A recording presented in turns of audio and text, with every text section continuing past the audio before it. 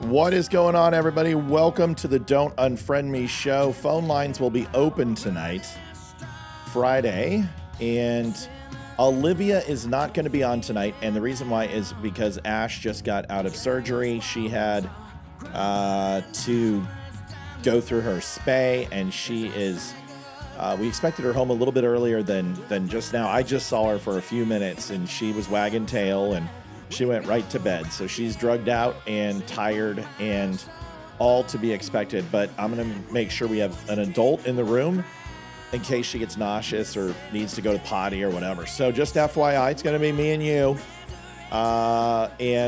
We will take it into the weekend.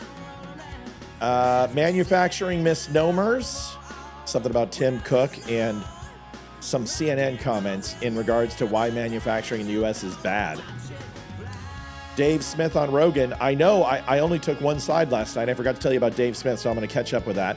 The Second Amendment in Colorado on attack. Douglas R. Murray on Rogan. We're going to kind of revisit that and touch on that as well. My timeline's all screwed up. Colorado parents fight back.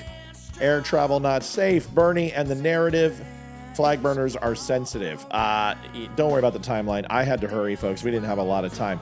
But we will see you in just a few minutes. Hang in there. Please share on Twitter, Rumble, YouTube, Facebook, everywhere else you can. Please help. Thanks.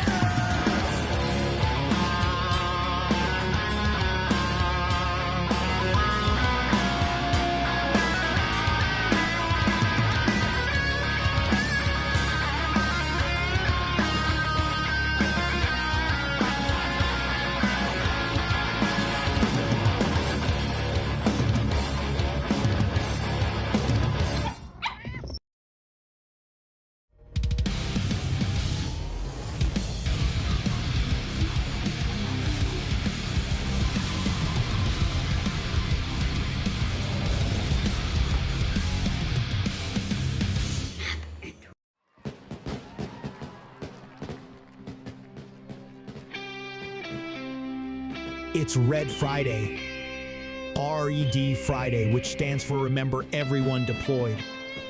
A movement designed to honor veterans and deployed U.S. troops by wearing a red shirt every Friday.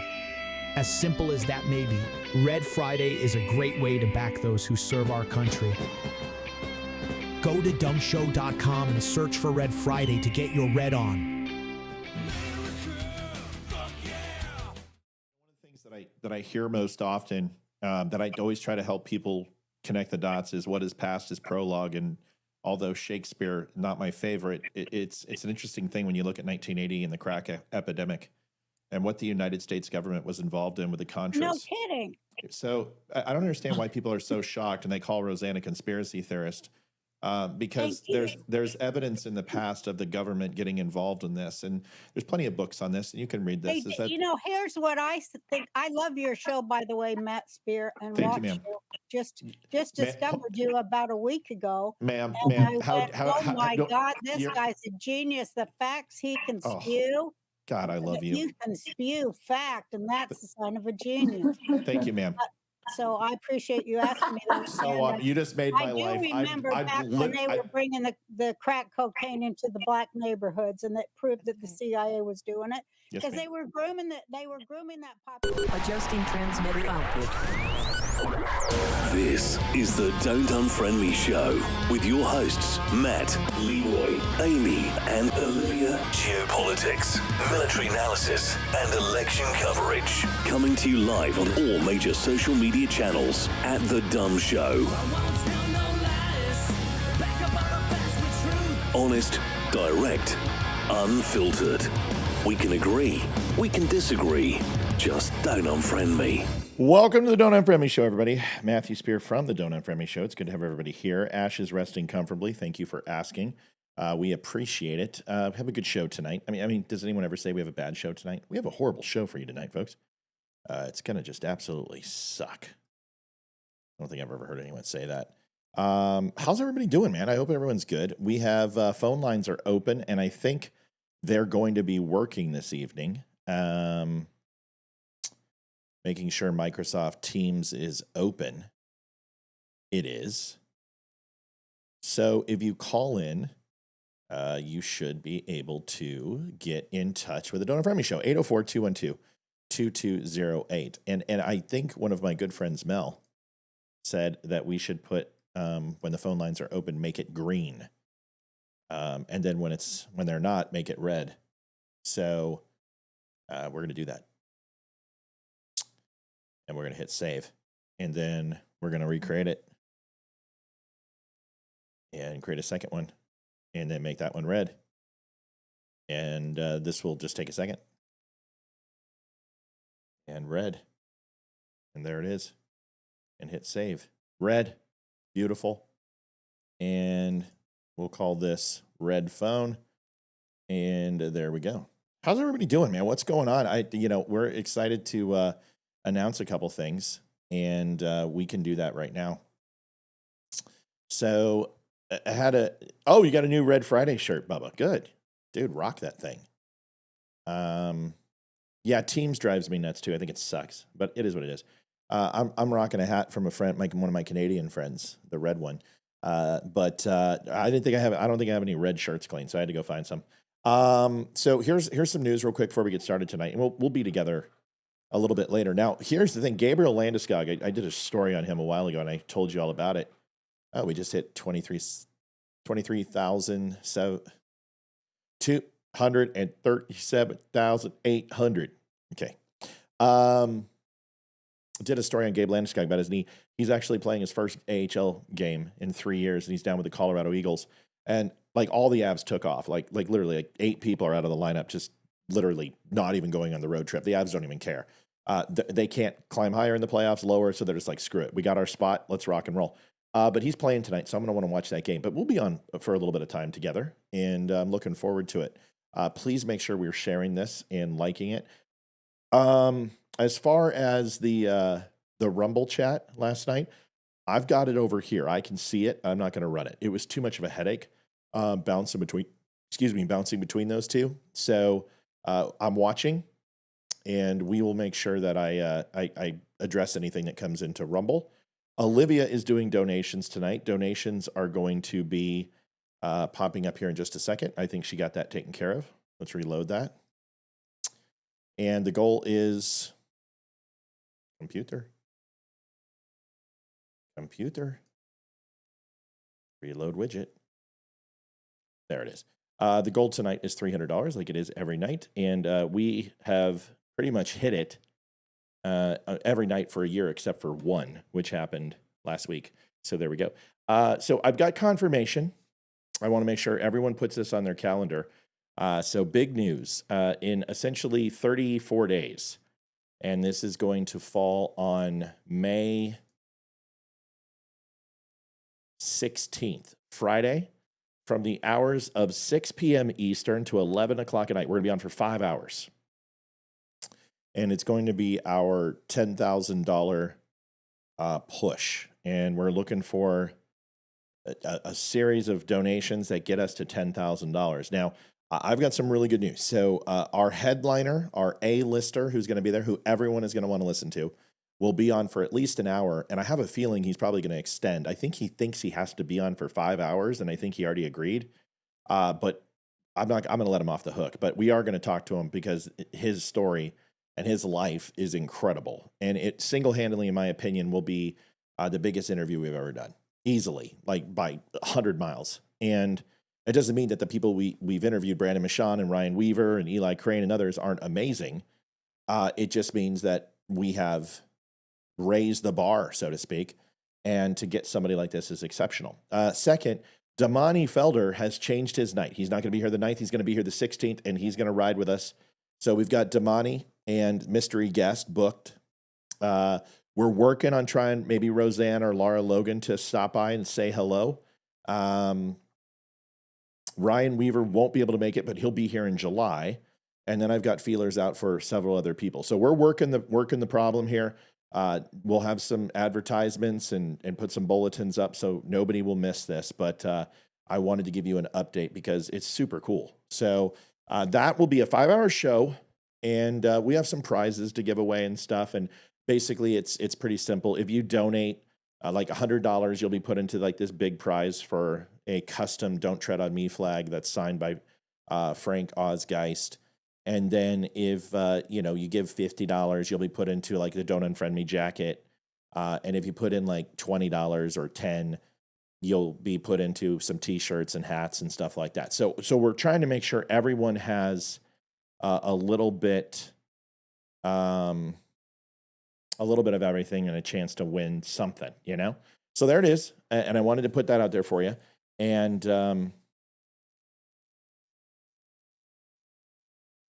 yeah, so Jim, I happen to be a pretty big fan of Chris, and that's really sensitive in the community. You know what I mean? And although I'm not a part of the Brotherhood, I like to think that yeah, too soon. And I'm not upset. I just Chris Kyle is a pretty special human being, and his passing kind of really, really bothers me and frustrates me because there's a lot of people who work with PTS who felt like maybe they could have helped or could have done something to reach out to the man that took his life. And, it's just a sore spot for me. So no, I'm not grumpy about it.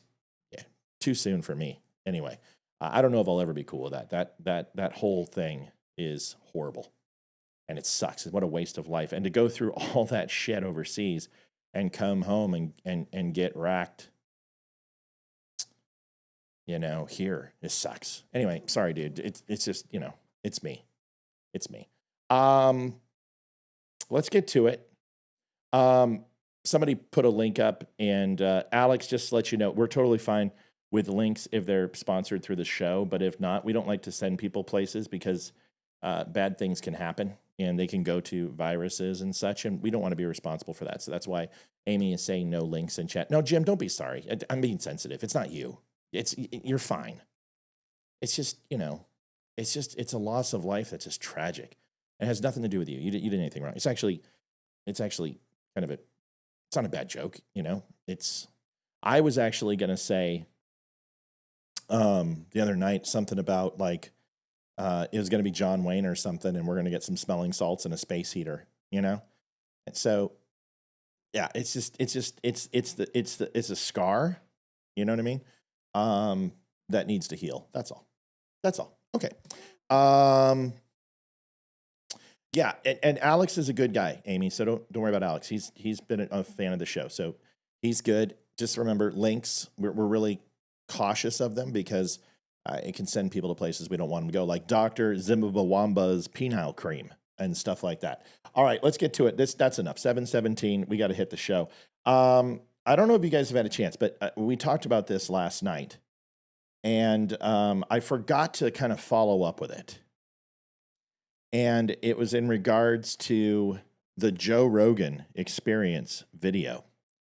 And there was a gentleman that came on named, I think it's Doug Murray. No, Alex, don't sweat it. You didn't do anything wrong, dude. We don't know until we know it. And then when we know it, it's all good. Don't worry about it, buddy. You're good. And Douglas Murray, in my opinion, here's the thing. A lot of people get upset at people who debate that don't say what they agree with. And I, I don't, I'm not a big, I don't like that. Because in all eventuality, on a long enough timeline, if you're waiting for someone to say something that you disagree with so you don't like them, then you might as well just rip the Band-Aid off because it's going to happen, especially with this show. Like, I have a lot of fans who early on came on this show and they kind of didn't understand the relationship, the rules of gravity, so to speak, on this show. Because it's like going into a movie, and you go to a movie and you're like, okay, I'm going to go watch Fast and the Furious. If I go into Fast and the Furious and assuming that I'm going to watch a racing movie like Days of Thunder or Strange Brew, that's not a racing movie. What was it called? Brewster's. No, it was Brewster's Millions. It was Six Pack, which had Kenny Rogers in it and Diane Lane. And that, it was a racing movie. And I'm going to go in and I'm going to think that they're all going to be the same. And one's going to be like a rom-com drama. And the other one is going to be over the top Top Gun with NASCARs. And then the other one is going to be just this unrealistic world where the physics just don't work. And if you don't know the physics of the world that you're about to enter, for instance, like Star Wars and Star Trek, if you watch Star Trek, there's no sound in space. But if you watch Star Wars, there is sound in space. So you got to understand the rules of the world. So I kind of feel the same thing when it comes to debate and watching shows, that if you don't understand the recipe, if you don't understand the physics of or the reality of the world, the gravitas of what you're connecting and who you're connecting with, then you're going to be disappointed. Example, you're watching Joe Rogan, he drops a few F-bombs and you're like, whoa, I don't like cussing from people. I'm leaving. I'm getting out of here. Well, you didn't understand the world you were entering. And you should have had some idea when you saw tattoos on the guy and he's smoking and they're smoking weed with Elon Musk. And you should have picked up on that. And when I interact with you, there are times where you may disagree with me. But that doesn't mean that my debate skills or my presentation skills are all of a sudden not worthy of your viewership. It simply just means that we disagree. And we grow from it. And it's a maturation process. There's no growth in the comfort zone. So I would ask you to have some patience with people. Kevster, let's get this party started. $10.80. Thanks, Kev. Appreciate you. Let's have some patience for people we disagree with. Let's, and not me. You don't have to. I mean, if you're just like, screw this guy, I don't want to listen to him anymore. It's totally cool. There's people who've done that. I mean, I can tell you, we had some very close friends. We had a falling out about 2.5, 3 years ago where I lost about half of my viewers. And it's because a very popular person who brought a ton of people said that all of a sudden that I was wrong. And because I was wrong, they were going to punish me for it. And they took a lot of people. And I was impetuous and disrespectful right back. And if I could take it back now, as I've grown a little bit in this show, sure, I probably would have, or at least tried to make amends. But sometimes you're just going to piss people off. So when we talk about this debate with Joe Rogan and what it means is between Douglas Murray and Dave Smith, is that you may have a side, but that's really not what debate's about. Debate is about make a series of intellectual arguments that can be discussed in order to educate, to identify where you fall in creating more interest for yourself on a series of topics. The debate isn't for the debaters. The debate is for the audience. And a lot of times people forget that just because they get struck down or because they look stupid in a debate, it doesn't mean you lost the debate. How you react is dependent upon that.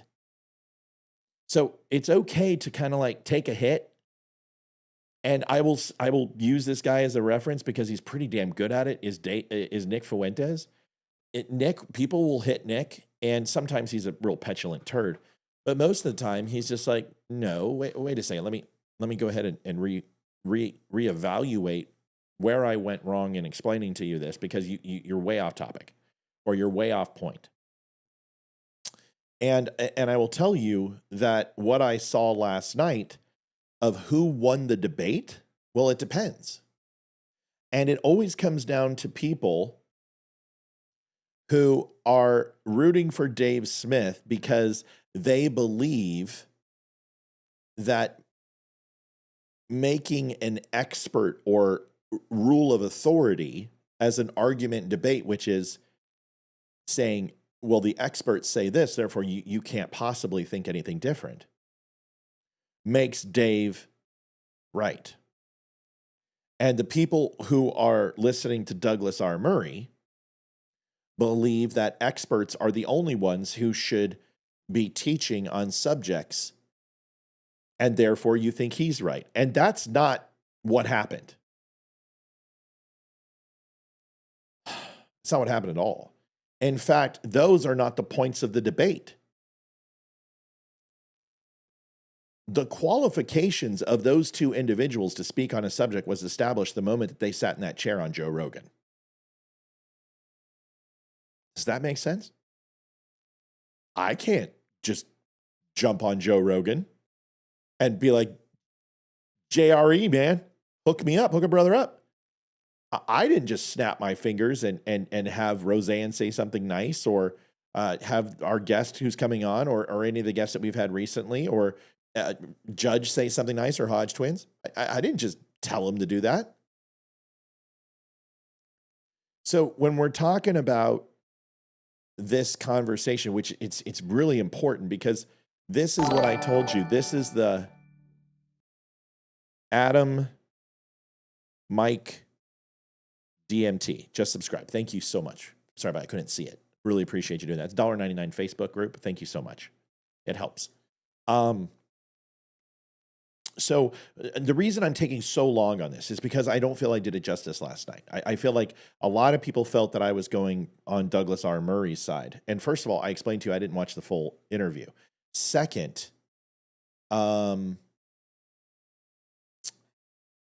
I don't agree with Murray on a lot of things. Now, I think he's an articulate, smart human being, and I find some of the things that he says to be extremely astute and intelligent. And as far as Dave Smith, I was really only exposed to him last night, and I will tell you that I was very impressed with how he made his arguments too, because the whole point isn't to show your PhD or lack thereof. The whole argument is to uncover truthful dialogue that helps people understand the nuance of any topic and give them a perspective, if that makes sense. So we're going to go into it tonight, and we're going to do that first, even though manufacturing is on there. So we're going to watch this. And I picked the best exchange between these two that I could find, which really establishes my point, where last night I showed you where Murray honestly came out ahead in a lot of ways, because I did challenge Murray when he was like, well, if you're not an authoritarian figure, you can't say anything. You know, the authoritarian argument, which I disagree with. And I hit him for it. But what I also agree with is just because you say something doesn't make it true, right? Just because you say that all rainbows are missing magenta, it doesn't make it true. And I felt that Dave Smith has done that in the early ongoing of some of the beginning of the interview. So I hit that. Tonight, we're going to talk about the other portion, and I think it's important because it's a very, very interesting breakdown and dichotomy of what debate looks like when multiple points are correct and wrong at the same time. So let's go ahead and start with it. I hope you enjoy this, because I love this shit. And I think Joe Rogan does such a masterful job. I got to give him credit. He does such a good job at keeping people real when they start to become fake. Loretta says, when I started watching, I thought you just said stuff, and if anyone disagreed, you yelled at them. I told them to if they dared. I thought, geez, not sure I want to watch this. The more I watched, the more I understood what you were about. It took a while before I made any comments. Yeah, well, it used to be that way. But you got to remember the stuff I was dealing with. I was dealing with stuff that I ultimately wound up being right on, whether it's the stolen election or J6 or, COVID or people talking about Guantanamo Bay and Donald Trump coming back into office and, the 21 guns and all this crap, this Q stuff. And it was really only about that. But it got overtaken too many nights because it was what everyone was talking about. Does that make sense? So I've learned to allow people, not to allow them, I don't allow people anything, but when they're on the show, let them, not even let them, it just let the process take its place. And if somebody wants to engage with me, they can put a cue on it, and then they're asking to have that dialogue. You know what I mean? So let's go ahead and watch this. Somebody said they're sending prayers. I don't know who, if someone's not feeling good or something. James said, this is one of the few shows, chat, that keeps it real and at times abrasive. I appreciate that you pissed me off and then taught a view I didn't think about. Yeah, but, and it's kind of like a baptism by fire on this show, folks. I don't know who's sending prayers, but please repeat the statement, what it was about, so I can address it. Let's watch this real quick. I do also think that one of the bigger mix to all of this is that we have, at least since 9/11, been in a state of perpetual war. And all of these wars have been disasters. They have been so many lies involved in selling all of them. I mean, the whole Iraq war, the whole war in Afghanistan, just lying the whole way through. I mean, I remember literally having conversations with Green Berets in the middle of the war in Afghanistan, and they're like, George W. Bush is telling you that the army we're building up there is really successful. This thing's going to fall in a week without us. And then all through the Obama administration, it's just like lie. Oh my God, Jared. Ugh, I am so sorry, Jared. That's horrible. That's horrible. I am so sorry to hear that, buddy.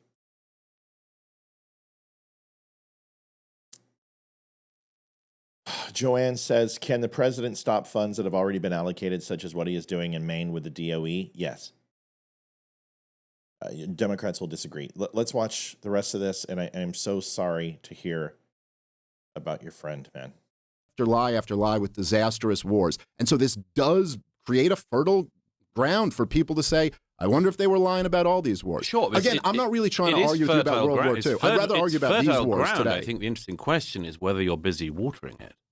Well, should you not talk about mistakes that were made overall? Absolutely. Okay, you should. Absolutely. Okay, so where's the argument? All for going back and looking at mistakes. So what is your argument then? That's it's right. a very Joe, there you go, buddy. Weird thing to go back, zone in on a man, say this one thing is a mistake and should characterize him, and you ignore everything else. You're taking him out of context when you're talking about Daryl, who's done, what was it, 30 plus hours? So what? 30 plus hours of podcasting. You do that in a week. I mean, but it's a very different thing. He's not doing a podcast like talking to people. Okay, nor is he doing scholarly work, nor is he working in the archives. Come on. I mean, So this is where he comes off as an ostentatious douche. First of all, you're English, so to not sound like a snob is really hard, and you're not helping it when you start saying scholarly work. What do you want him with the Cambridge Squires? Do you at the Abbey Rose collecting works of parchment made of worm's blood and eagle wood? Give me calm down, bro. Well, the English are so uptight. It reminds me of Piers Morgan.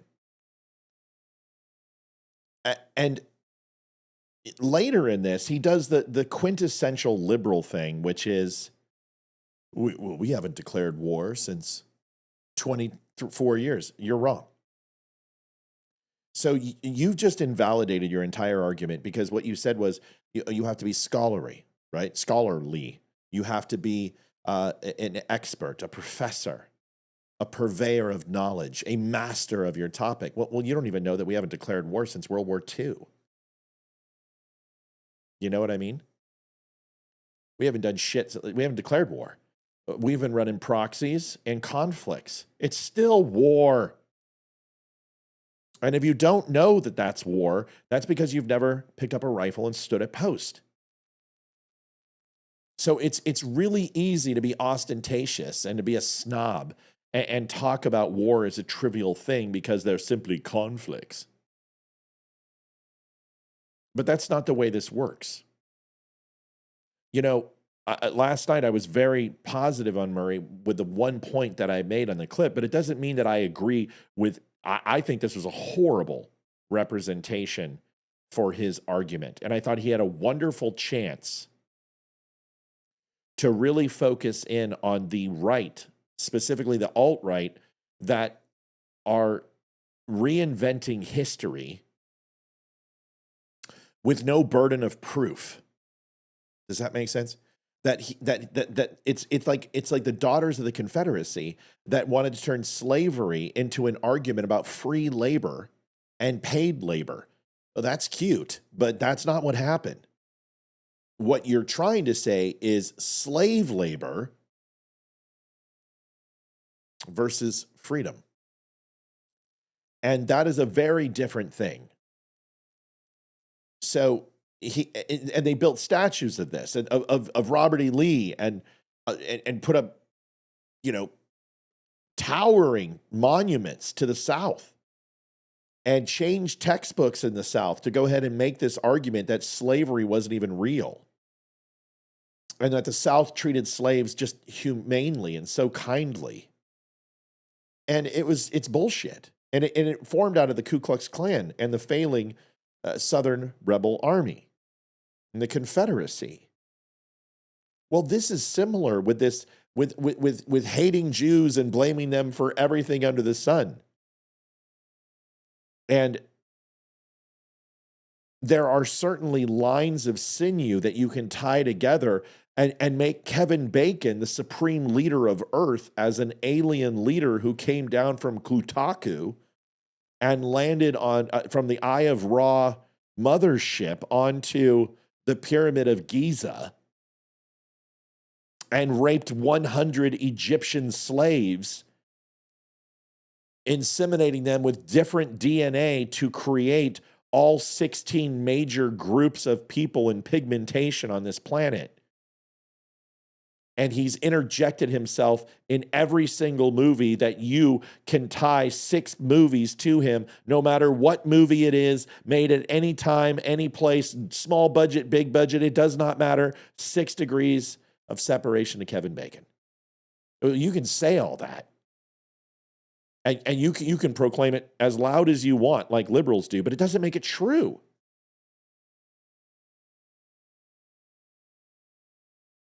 It doesn't make it true. And that's all that this pompous douche plow, he's not a douche plow. The guy's a very intelligent guy. I've listened to a lot of his stuff, and he's a very smart guy. And if you hate him, then you just haven't listened to him enough. He's a good dude. He's basically like Gordon Ramsay without the snark.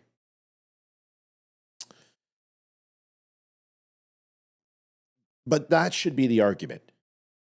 That the right is dangerously close to personifying the left, canceling anyone who supports Jews, trying to destroy any conservative who supports Israel, trying to tear down the fabric of this country because they are making a monumental, gargantuan connection to something that does not exist.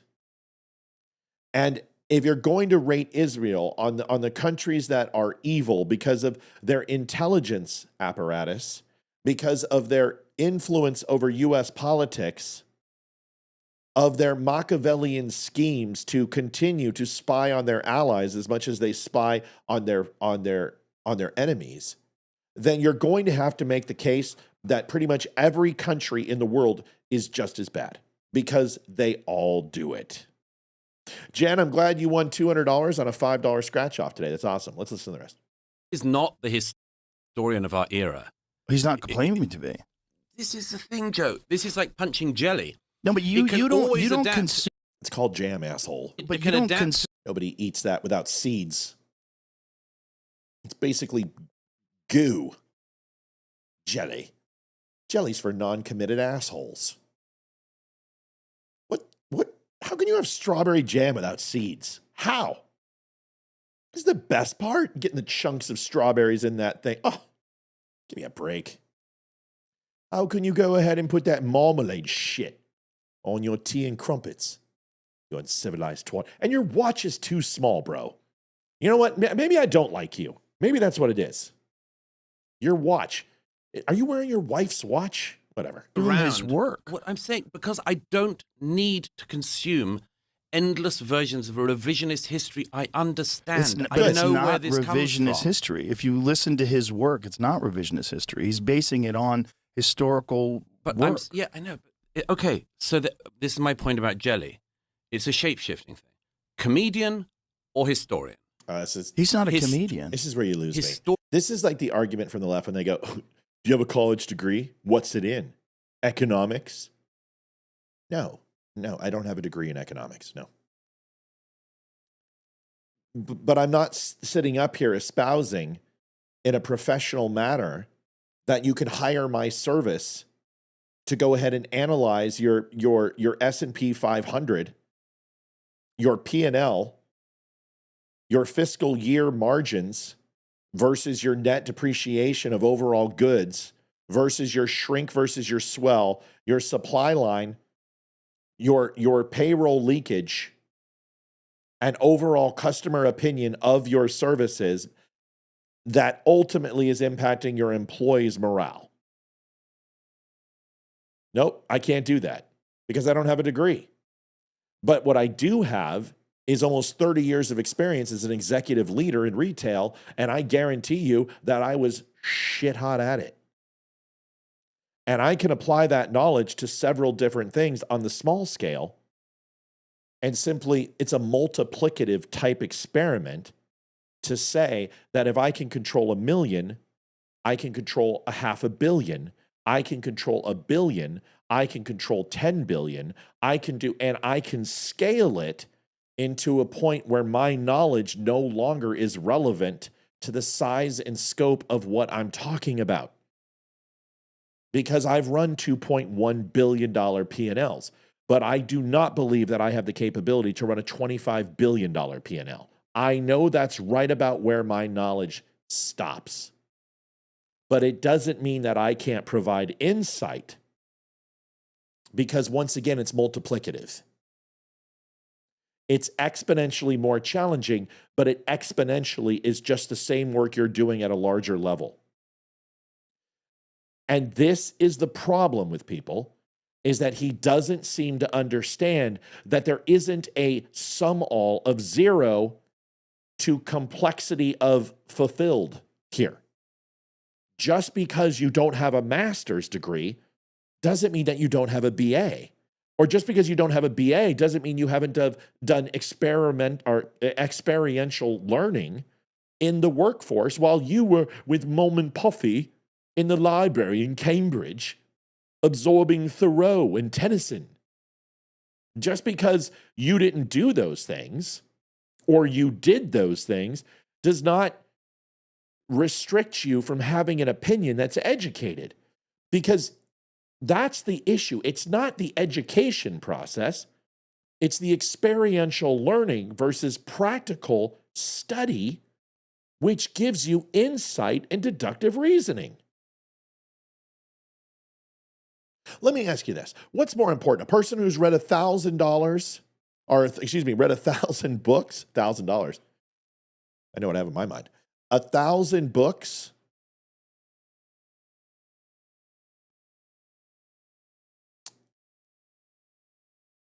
well, maybe that's not the one I want to do. Okay. Do you want the person who's read 1,000 books on the Sistine Chapel? Or do you want the person who's actually been there? and can tell you what the palette looks like, that what the sun feels like coming through the crescendo, that what the stone feels like under their feet or the soles of their shoe, where the pillars of white, are they cool or are they warm? With the hand of God reaching out, did you feel a palpable, cathartic reaction that sent goosebumps up and down your spine? What do you want? Well, there's some people who are going to want Dave Smith, who are going to be able to tell you from an experience point of view, from somebody who has talked to people and understood and involved themselves in a learning process that is more from here, from an eyes perspective and a heart perspective and a gut perspective, versus the librarian, the professor, the studious master who uses this alone and circumvents these other trivial emotional type filters. The real master is the person that uses all of those, that uses all of their senses, and even the sixth sense that isn't listed, where it comes from your soul, comes from your heart, it comes from your gut. And that's what Dave is saying, is that I have questions, I have passion, I have feeling, I have emotion that is checked, where I am drawing conclusions based on evidence that leads me down a path to question the narrative. There's nothing wrong with that. That's what we do on this show every single night. Every night we do this. But what we don't do is espouse that it's fact and that there is no other possible scenario. And that is where this gentleman, Murray, failed, because he couldn't articulate that like I just did. And Joe Rogan, you know what Joe Rogan would have done? Wow. Ooh, wow. Wow. Yeah, that makes sense. Dave, what do you think? I guarantee that would have been Joe's reaction, because I've watched Joe all the time. Joe would have been like, dude, he's kind of got a point. You need emotion. You need passion. Otherwise, you're a lump on a log. You're boring and ineffectual. So, as this guy is the Cambridge scholar with zero passion, with a whole bunch of snarky disdain for the lowly comedian, the comedian also needs to understand his point and to be able to accept it, dispute it, or work it into his argument so this guy, Murray, feels heard. And the whole debate between these two was they were not hearing each other, because there was not a mutual respect for their cadence. This is the biggest problem in debate. And it's what's killing us, is that we pair people off with how much they disagree versus how much they agree. And if you can't establish the parameters and the physics of the debate, which is, let's find areas that we agree so we know where we separate and divide, because I promise you, we agree on more than what we disagree on. Because you know a hell of a lot less than you know. And that's everybody. I don't care how fucking smart you are. I don't care how many books you read. I don't care how many degrees you have. You always know less than you don't. And if you can't find some semblance of base and ground where you at least show a modicum of respect for each other, if you don't like the other person, they're never going to be able to change your mind or at least expand it, which is the goal. It's a goal. Historian or podcast? Would-be historian or actual historian? You say he doesn't claim to be a historian, but he's pumping out tens of hours of Neither history. does Dan Carlin. He doesn't claim to be a historian either. You see my point about the move? It's like some weird jiu-jitsu move. No, I don't. Where you say, hang on, you know all about this as well. You say, I'm not a historian, but I'm going to spend my time talking about history. I'm not a journalist, but I'm going to spend my time talking about this thing. I'm not an expert on this, but I'm going to spend my time talking about this thing. Okay. Completely fair.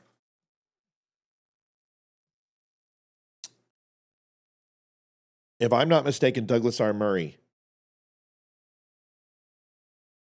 two things. He's not a Jew, and he's not married to a woman. Am I right about this? That he's openly gay? Am I wrong? So if he is gay, then he has no right to talk about holy matrimony between a man and a woman, ever. He can't possibly understand what love is because he has not experienced it with societal norms of acceptance around marriage, and which is biblical between a man and a woman. It's literally written. And because he's not a priest or a pastor or a rabbi, he has no business speaking about Jerusalem or Israel. And because he is not somebody who's worked in an anti-terrorism capacity, can certainly not talk about Hamas, since he doesn't understand geopolitical demographics, economics, and socioeconomic status, and his degree isn't in that. He certainly can't talk about that. So do you see how this argument, this fallacy, this logical fallacy, that because you don't have A, B, and C, you have no business talking about D? That's not the way this works, because there's other situations that can alter that. For example, I have visited Israel. I have worked with the Israeli government. I have spent months at a time talking to people in IDF and Mossad. I have seen the real ramifications of what Gazans, Palestinians, Hamas has done to the Jew. I have seen the 78,000 furlough programs that they were given to trust them, and they used those people to take photographs and weaknesses of the permutations that they put around and the barriers to keep not Gazans in, but to keep them out of Israel. And I'm a gay man who happens to live in California, and we are married, and therefore I do fall under what would be considered love from a biblical sense, from an existential sense, from a scientific sense, and a human sense, and an emotional sense. And then for you to say, oh, well, none of that counts. It doesn't count. It's not the same thing. It's not the same thing. So when you make a comment that you're not an expert on a subject, therefore you can't talk about it, you must assign what are the qualifications to be considered an expert in a topic. Like, I am an expert in the John F. Kennedy assassination. I will go toe-to-toe with anyone. I don't care who you are. Come at me, bro.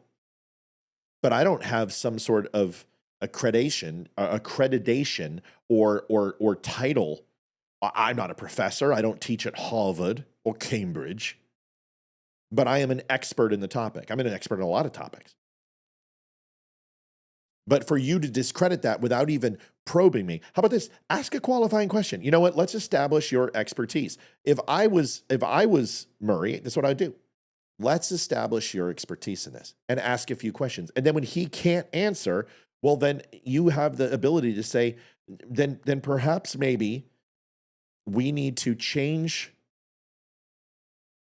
the avenues of this dialogue into different territories that you do understand. Or, wow, I'm very surprised. You know a whole hell of a lot. Great. Well, let's continue our conversation, because I feel like you are on the same level of understanding about this that I am, maybe coming from two different areas, but you must establish the rules of the argument. They don't do that. It's a weird move, yeah? No. You don't think? No, I'm a free American. I can talk about what I like to. You can talk about so what I don't. you want. So what is the point I've here? noticed you can, but but we what's all the can. point? The point is, what are you pushing? What are you watering? What am Why? I pushing? Yes. Liberty, free markets, peace, prosperity, not getting in another stupid catastrophic war, which we're on the precipice of right now. That's what I'm pushing. What are we on the precipice of? Well, I think weren't you just talking about it the other day? Everyone I hear on the inside says we're about to attack Iran. I think you just said something about that the other day. Am I wrong about that? I thought I saw in one of your interviews that you did. Possibly. No. Okay. That doesn't mean we are on the verge of a war. I mean, you keep referring to we being in a war. The semantic logical fallacy. Semantics, so English of you. Oh, I don't know who we is. Is we in the bedroom with you, Puffy? Now, this guy said, listen, I've listened to a lot of his stuff. He's not a douche. He's a douche in this interview. I think he felt emasculated in that room. You got Joe Rogan tattooed up, buff as shit. There's probably, deer carcasses behind the curtain, and I think he feels a little emasculated. And it's also difficult when you got two guys sitting on one side and you feel like you're debating both of them. Like, it should have been a more neutral ground. I like it when he has people sitting right next to each other. That's more effective. But he seems emasculated. He seems like he's lost on how to communicate because of the surroundings that he's in. He seems flustered. There's a very big difference between a country having a military that's engaged and a country being at war. No, it's not. This country has not been at war for 25 years. You have not been 25 years? Bro, did you just wake up from a fucking 75-year coma? What are you talking about? I haven't declared war since World War II. Vietnam, Korea. Nah, those aren't wars. Those are conflicts. We are engaged. What are you, Jean-Luc Picard? Engaged, number one. fighting for the American homeland for 25 years. Yes, we haven't. That's true. Right. We haven't had a war Right. on our shores. We've been picking on third world countries halfway around the world. Well, Yeah, I you don't haven't agree been with that. randomly picking on them. I mean, Afghanistan, you went. I didn't say it into- was random. Yeah, right. Okay. It wasn't like you suddenly decided to bomb again Myanmar or something. We went for Afghanistan to find bin Laden and take revenge for 9/11 and stop an attack like that happening again on the American homeland. That is very different from a country being at war. Yeah, but Yeah, that's a having- total mischaracterization of the war in Afghanistan. It's Yes, one it thing is. to say that Yes. might be an accurate characterization of the special operations mission in late 2001, but then I'm we saying- fought yes, we fought a because then 20-year regime yes, change war against the because Taliban. you got dragged into the quicksand of war. Oh, You just said okay, it wasn't fine. war. Fine. I thought it wasn't a war. I can't play second fiddle. I don't know what to tell you. I'm getting frustrated. Like, you just said it wasn't a war. So why are you saying war? This is what the English do. They oversimplify with their lack of knowledge and make grandiose statements Piers Morgan does this all the time. Piers, do you believe guns should be banned in a civilized society? Oh, yes, I do. Absolutely. Of course. Yes. Every gun. Every gun. Every gun. Should anyone have a gun? No. Nobody should have a gun. Are you sure? Yes. What about cops? Well, of course cops should have a gun. What about hunters? Well, yes, hunters should have a gun, but I'm talking about criminals. Well, criminals aren't supposed to have a gun. What laws do you want to put into place? Listen, all guns should... I don't get No, your I argument. said it was a war. It's your use of we, as if you're personally suffering this war. I mean, Yeah, you're a yes, taxpayer. when I say we, we're we taxpayers, implied, so we okay. pay for it. Okay, fine. Douglas, Semantics. will you go, I mean, if I went back and corrected you on every time you've used the term Yes. we to refer to your government or something like Yes. that, like if I were to say, oh, we It's just fine, imposed just tariffs you- on China, it's would just you point out that take I it- didn't you and it was the take Trump it- administration? I'm saying you take it obviously very personally, and that's your right to do so, of course. Well, if I'm just trying to make sure we're England would accurate. sack What do up you and think actually put some skin in the fucking game instead of the United States doing it, maybe you would take it personally too, chop. I'm taking personally. See, I'd be there with, you know what? Fuck this guy. At least in this interview, fuck him. I just that, the American wars. Sure, yeah, I think Yeah. they've killed hundreds of thousands of people and cost my country $8 trillion and Sure. and degraded my country More very than much. 8 trillion. And there's a very good argument to make on that. I'm still slightly bemused about this move from I'm an expert on this and I have views to I'm a comedian. I've never claimed to be an expert on anything. This is the problem, Joe. I mean, Why? if somebody Wait a minute, says you have to claim to be an expert on something to have an opinion on no, something? you don't have to be. You don't have to be. But So what's this is the like issue? I'm not a historian, but I'm pumping out history. But wait a minute, I'm what not about an expert, just- but I'm you- talking all the time See, about But this you're not thing. even. See, and see, I gotta love Joe because he's like, no, fuck it, shut up, Dave. Because that's what I do. I'm like, nope, Dave, you're done. I'm getting involved now. Because as a moderator, you've got to call foul. You got to throw a yellow flag, right? Or red card. Right? Throw a red card, love. Red card. And why? It's pretty simple. Because he's making a statement to appeal to authority. And it is a classic fallacy. Out of the 16, well, about 12, it's 12 fallacies, but there's 16 now with the expansion of social media and beyond gaslighting and everything. But you're making an appeal to authority. What you're saying is that because somebody is an expert, they can't be wrong. And that is antithetical to science in every degree, even political science, even the non-applied science, theoretical science like sociology, psychology, political science, versus the applied sciences like biology, chemistry, physics. Everything has a proof theorem in it. It doesn't matter if woodshop has a proof theorem. It's math and basic geometry. Creative writing has a proof theorem.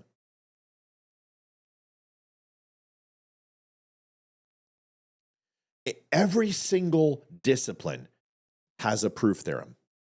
And for you to sit here and say, well, if you're an expert, everything you say is right. Not only is that completely batshit crazy, it demonstrates that you are claiming exactly what you're accusing Dave Smith of, which is to be a person who has a different discipline and therefore can't possibly understand the ramifications of what they're saying or get to a spot of conclusion because they're incapable of completing a thought without an expertise.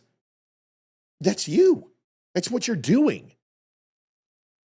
You're not even an expert on understanding of theorizing a theorem of proof. You're saying with a appeal to authority, which is a fallacy, which means it's not real. It's fake. And not from the Latin of phallic, but still a placeholder for the truth, a placeholder for something else as a phallic in nature. And the only phallic in nature person on this panel right now is you, bro. But your fallacy is a logical fallacy. It's a fallacy of an appeal to authority. It's saying that because you're an expert, everything you say is right. And that is not, it offers you nothing in the way of being an expert. Talking about specifically on what he just said. No, I'm saying this is my point about this. You say, I'm not an expert. So what's the solution? To not talk about it? No, it's to have more experts around. Well, the expert class hasn't done a great job. I know. Man. This is follow the science. Yeah, but you know what? I agree with so that. during, I just said to you, I agree with that. Right. I know. But so one Douglas, of the problems during all of COVID, I will put my track record against any of the expert class. I like Dave. I do. Because Dave sounds like me. I'll put my track record against any of you people. I'll take my election results. I'll take my coverage on the top 10 story, top 25 stories of the last 4 years. I get it. On COVID, I'm glad to do that. So should I have just shut up? Should I have shut up by opposing lockdowns and opposing vaccine mandates and talking about the lab argument theory? at the time. You realize that's the right? entire argument that you're making. Let the experts handle this. It's listen, this, in my opinion, if you want to watch an interview / debate, because it really is an interview. These guys are just interviewing each other. This isn't a debate. But if you want to watch something that should be studied, this is it. Because it is a beautiful dance of what is wrong with society today. Two people who have no idea what they disagree on because they don't understand what they agree on. And it sounds like they're coming from a very similar place. The simple question from either of them would have been, does truth matter? Does it matter? Or is it only based on perspective? Because if we're saying that you can apply any comment, thank you, Keith Baker, Great show, beat show going, great show going. Only show my daughter Leah will listen to. Leah? Is it Leah or Leah? Keith, that's awesome, man. Thank you. You should have her come on sometime. Call in. Once you go ahead and you establish if truth matters or not, the obvious plight is, well, what's truth, man? Who decides what's true or not? Okay. This is where the theorem of proof comes into it. It's like you making an argument. What if dog spelled cat? What if cat didn't even mean cat? What if dog spelled, well, it doesn't. Right, but what if it did? But it doesn't. But what if it did? It doesn't. Right, but what if it did? This is where we get men or women. What's gender? Well, it's sex. It's male and female. No. Gender is a societal construct. And because it's a societal construct, we can expand it to endless genders based upon the psyche of your mind. So what you're saying is that if you think, therefore you are. Is that correct? That's right. Well, how is that not a societal construct then? Where's the limitations on that? Are you telling me that every time someone wants to be something, all they have to do is think it and therefore it is? What is this, manifest destiny?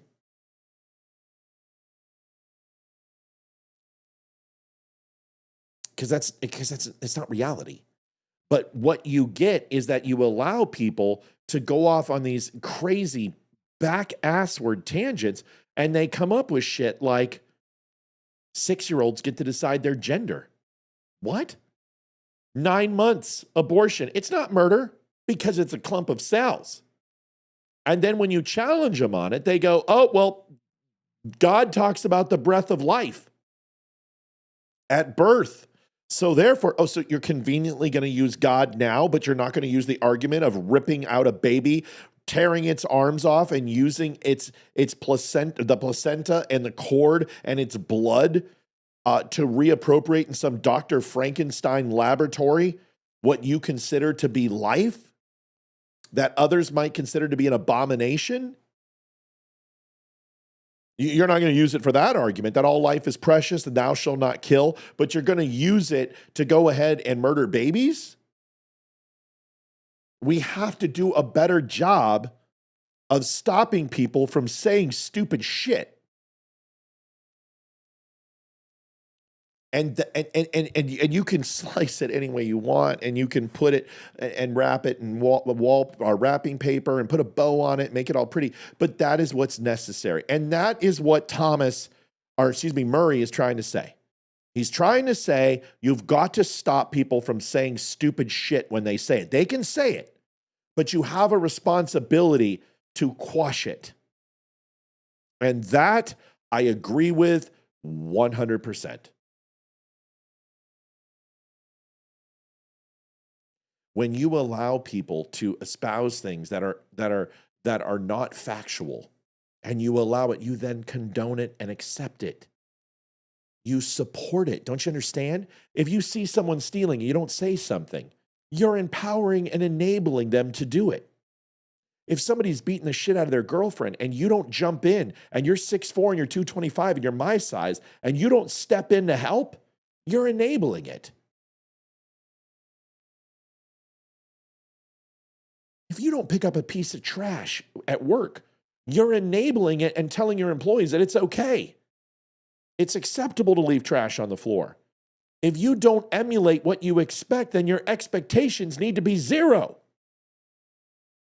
That is what Murray's trying to say horribly and can't convey it. I'm asking us to take more responsibility. I'm asking us to challenge not just the left, because that's a low-hanging fruit. That's easy. They're no offense, we can say the word now, they're retarded. And their arguments are retarded. Sorry, I said the word. Facebook, don't get mad at me. But because of that, why don't you attack the comments you agree with just as fervently as the ones you disagree with? I challenge Donald Trump often. I just went after Ben Shapiro today because Ben Shapiro's like, I want to let Donald Trump cook. However, what he's cooking is just as important as him cooking, but, and I'm like, as long as it's kosher, let's be real, Ben. And somebody's like, that's anti-Semitic. You hate Jews. First of all, my grandmother Schwartz thinks you're full of shit. Second, when you say, is it kosher, means, is it okay? So by him disagreeing with what Trump's cooking, it's a double entendre. It's a play on words. Is it kosher? And also, he's Jewish, It's not anti-Semitic to state something in a playful way. Once again, in this day and age, if you say anything about anybody, you hate that person. And if you don't say anything about that person, then you're tolerant. We'll be right back. The Dumb Show is built on real conversations, raw, unfiltered, and fearless. Big Tech didn't like that. Facebook pulled our funding, tried to shut us down. But for over a year, you, our incredible viewers, have kept us going. Your support, your donations, your time, it all matters. Most of you spend 10 plus hours a week with us. Compare that to Netflix, maybe 5 hours a month. We believe we're worth that time. And we hope you do too. But listen, we don't want giving to feel like a burden. We want it to feel good. So take a second to ensure you're in a good spot. If you're in a place to give, that will be amazing. If not, just liking and sharing helps more than you know. Visit thedumbshow.com/donate. Whether it's PayPal, Venmo, or Mail, every bit helps to keep us going. Dumb Nation, we appreciate you more than words can say. My evening's going well, Thomas. Thanks for asking. Folks, show goal, $31.90, $300. Tim Cook. I had a chance to meet Tim Cook. I was coming out of Apple headquarters and one Apple Cupertino Way circle in the old Cupertino office. Oh, I saw Tim Pool's thing. What, we don't agree with self-defense? Tim Pool, he just says shit just to get clicks now. He's starting to do that too. He's like Benny 2.0 with a beanie. So Tim Cook, I had a chance to meet Tim Cook 2 times. One is I met him when he came to my store in Northridge, Topanga, and he was there for the Avengers movie. And because I don't know if you guys know this, but Captain America and Black Widow, Scarlett Johansson and Chris Evans, came to our Topanga store. Yep, Northridge, Topanga, and filmed that scene in an Apple store. And it was my district. So got to meet him there. And then I got to meet him in Cupertino. And I was in Cupertino and he came out and he walked out and he saw me. And he came up to me and just started talking to me. And it was only for a couple minutes. Oh, and then I had an email exchange with him, which everyone flipped out. Is because he went and testified before Congress. I emailed him personally. I said, Tim, I'm so proud that you're our CEO. And I was very impressed with how you blah, blah, blah, blah. And I emailed him. And of course, when you email the CEO of the company, district manager, regional manager, VP, executive, everybody gets tagged and flagged. And I got phone calls. Why are you emailing Tim Cook? I said, because I'm a stockholder. I'm his customer. That's why. I'm his employee and I'm a customer. I have a right to email Tim Cook anything. What did you say? He said, your fucking business, what I said. Why is Big Brother watching me? And he emailed me back. Thanks so much for the support. It was a little, strenuous, but I really appreciate your words. Thank you. That was it. Tim Cook wrote me back. I'm a stockholder. Screw you. I can write him. One of the many reasons I left Apple. But Tim Cook is dead wrong. And he's about to tell you something. And I appreciate, listen, okay, here we go. Are you an expert? Are you a CEO? No, I'm not. But I can tell you this. I have worked for companies which qualifies me to tell you when somebody's wrong about supply chain. Okay? I know a little bit about it. I also know a little bit about technology. And yes, I've been to China several times. Not as many as Tim Cook. And no, I don't own, am I not a multi-billionaire who runs one of the most powerful companies in the world? No, I don't. But what I do know is what you spend on research and technology. I also know your gross margins. And I also know what you don't do. And we'll talk about that. Listen to this, and then we'll talk about it. There's a confusion about China, and let me at least give you my opinion. The popular conception is that companies come to China because of low labor cost. I'm not sure what part of China they go to, but the truth is China stopped being the low labor cost country many years ago. The reason is because of the skill, the quantity of skill in one location, and the type of skill it is. Like the products we do require really advanced tooling, and the precision that you have to have in tooling and working with the materials that we do are state of the art. And the tooling skill is very deep here. You know, in the US you could have a meeting of tooling engineers and I'm not sure we could fill the room. In China you could fill multiple football fields. It's that vocational expertise is very deep, very, very deep here. There's a confusion. All right, that's cute. It's really cute. But it's also really, once again, a logical fallacy. Because there's been a 500% increase on payroll in China. It sounds really good. But when you're getting paid 74 cents for an entire day, a 500% increase is dog shit. These people are making $500 a month. Okay, that's not a very strong standard of living. And to say that that's not cheap is ridiculous. But here's the misnomer. I'm going to do something that I probably shouldn't. And I'm going to tell you what Apple spends. Now, there's a reason why you may not know this, is because you probably haven't been on an earnings call for Apple. I get to be on earnings calls for Apple. And I haven't been on one. Maybe last year, I think I was on one of them. Because I don't care as much, because the stock that I own is infinitesimal compared to what I used to own. But I listen. The company is worth $2.98 trillion. That's a whole lot of gimp. iPhone last year in 2024 did $201 billion, $29.9 billion on iMacs. Or Max, sorry. iPad, $26 billion. Wearable home and accessories, the watch, $37 billion. And $96.1 billion in services. They are worth $3 trillion. And I can tell you, out of the money that I just said, that $390 billion in revenue, that they spent less than 2% on research and technology. Apple isn't inventing anything new. Apple is buying. They bought Beats.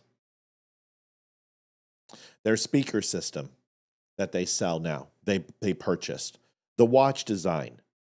Everything they do is purchasing something else. Their research and technology and their investment in R&D is the lowest out of any Fortune 500 company. The lowest. It was when I was there. It is now. So when Tim Cook tells you, oh, I don't know who you're talking to, but China is no longer the cheapest labor in the world, you're right. It's not. It just happens to be one of the cheapest. And he's absolutely right that the skill set in China is much more advanced than the United States. And this is where we have a problem, Apple, is because if you just kept up with the rest of the S&P and the rest of the top 500 companies on the NASDAQ and in the Fortune 500, not the NASDAQ, the Fortune 500, if you just spent the same amount in R&T, which is about anywhere from 7.5% to 10% of your overall revenue, you would be able to do the following. You would be able to build plants, education centers. You would have on-site training to pump out people and send them like you do to Cupertino with geniuses, like you do with creatives. And for you to sit here and talk about store leaders, which is going to come up in a second, and leadership in Apple, as this guy's going to talk about, he doesn't know anything he's fucking talking about. I'm going to blow him apart. But for Tim Cook to sit here and say that is you talking out of both sides of your mouth. Because what you're saying is I have the ability to solve this problem. I have the ability to increase my R&T. And on our $400 billion investment, I can spend $40 billion on research and technology and build infrastructure in the United States, where in less than 5 years, like we did in Houston, Texas, or not Houston, but in Austin, and built the biggest call center in the fucking United States, and we had it done within 2.5 years. And now we have the largest U.S. call center in the U.S. We can do the same thing with chipset manufacturing, milling, aluminum production, Gorilla Glass creation, optics, lenses, Ruby glass, touch-sensitive geos, all that type of crap we can make here, and we can stop doing it in China. And when we do that, yes, it's going to be more expensive. Yes, it will most assuredly be more expensive, but we make 78% margin on those phones. We make 60 points of margin on iPads and laptops. We have so much, we have more money than the United States. We have more cash on hand. We could buy the United States 3 times with the amount of cash we have on hand. Now, am I saying that you shouldn't hog all that money for your stockholders? That's not what I'm saying. I'm not saying forced capitalism. I'm not saying that. I'm not saying you should depreciate a company simply because, but you're not even remotely trying to remove yourself from China. So you don't get to sit here and sound all magnanimous at a conference in China and blow sunshine up their asses while we're all watching here in the United States and saying, come on, dude. Tim, even if you gave half of what you give now, you could literally renovate every single state in the union and give them a production facility that would rival anywhere in the world within the next 2.5 years. And in the long run, you're going to gain more because your shipping is going to be less. You're not going to have to worry about tariffs. You're not going to have to go ahead and bring in 6 planes under the dead of night to avoid the tariffs. You're not going to have to manipulate the system because this isn't going to change. We are sending a message to China that we are no longer allowing them to own the United States. That's it. And Tim Cook doesn't like it. This is also something that coincides with what we were talking about. Listen to this guy. And I love these guys that come on and pretend they know anything about Apple. This is Scott Galloway. And this guy is against bringing manufactured jobs back to the United States. Interesting. Listen to this. It would be hard to think of a more elegant way to reduce prosperity this fast. Let's talk about Apple. The notion was we were going to bring back all those great jobs. Mm-hmm. The average Apple assembly person in China makes $500 a month. Yep. The average Apple employee focusing on more high-value things like design, store management, makes $200,000 a year. No, that's not true. Nope. We made $500,000 a year. You're wrong. My base salary was $250,000 a year. And then I also received $250,000 in stock. And by the way, it's split. And then split again. You're wrong. But a store leader is literally 0.005% of the US population. It is one of the hardest jobs to get, and I did it for 5 fucking years. And we were great at it.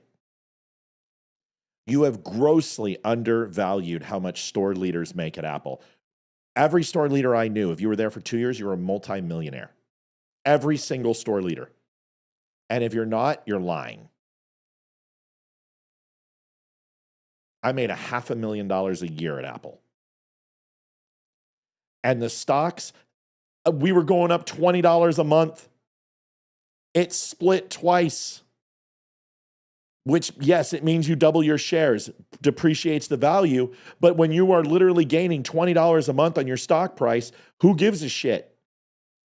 We had it go from $112 to $738 and split, and then split again and go down to $70. Then go all the way back up to $340 and split again. You don't know what you're talking about. But you're only talking about a couple of hundred people.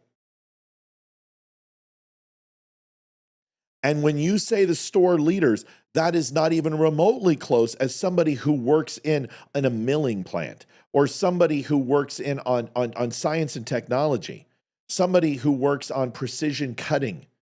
These aren't degrees. This is a trade. And if you train them, now if you want to talk about geniuses or creatives, of course, yeah, some of those guys in California make $50 an hour. In Bakersfield, California, we paid them $25 an hour. Lead creatives, lead geniuses, those guys were making $100,000 a year because of OT. But you're not talking about apples and oranges. This once again, is a straw man. It's not true.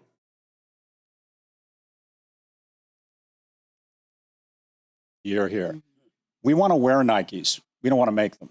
We have outsourced low-wage jobs. What am I doing here? Well, I'll tell you. It kind of hurts when you are literally on the precipice of being a multimillionaire and then getting addicted to painkillers. It kind of sucks.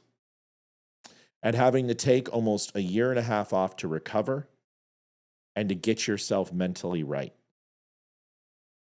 My failure as a human being has never been more blatantly obvious than when I worked at Apple. I did so well. I moved through the ranks so quickly. I was a senior manager for 6 months before I got a store. Went to Bakersfield. We were number one in the world for customer service. We were number one in the world for employee service. We were recognized for doing so many things. And then the pills took over. And I sat across from HR as they started asking me questions like, why are you in the office for 6 hours in a chair, staring at a wall?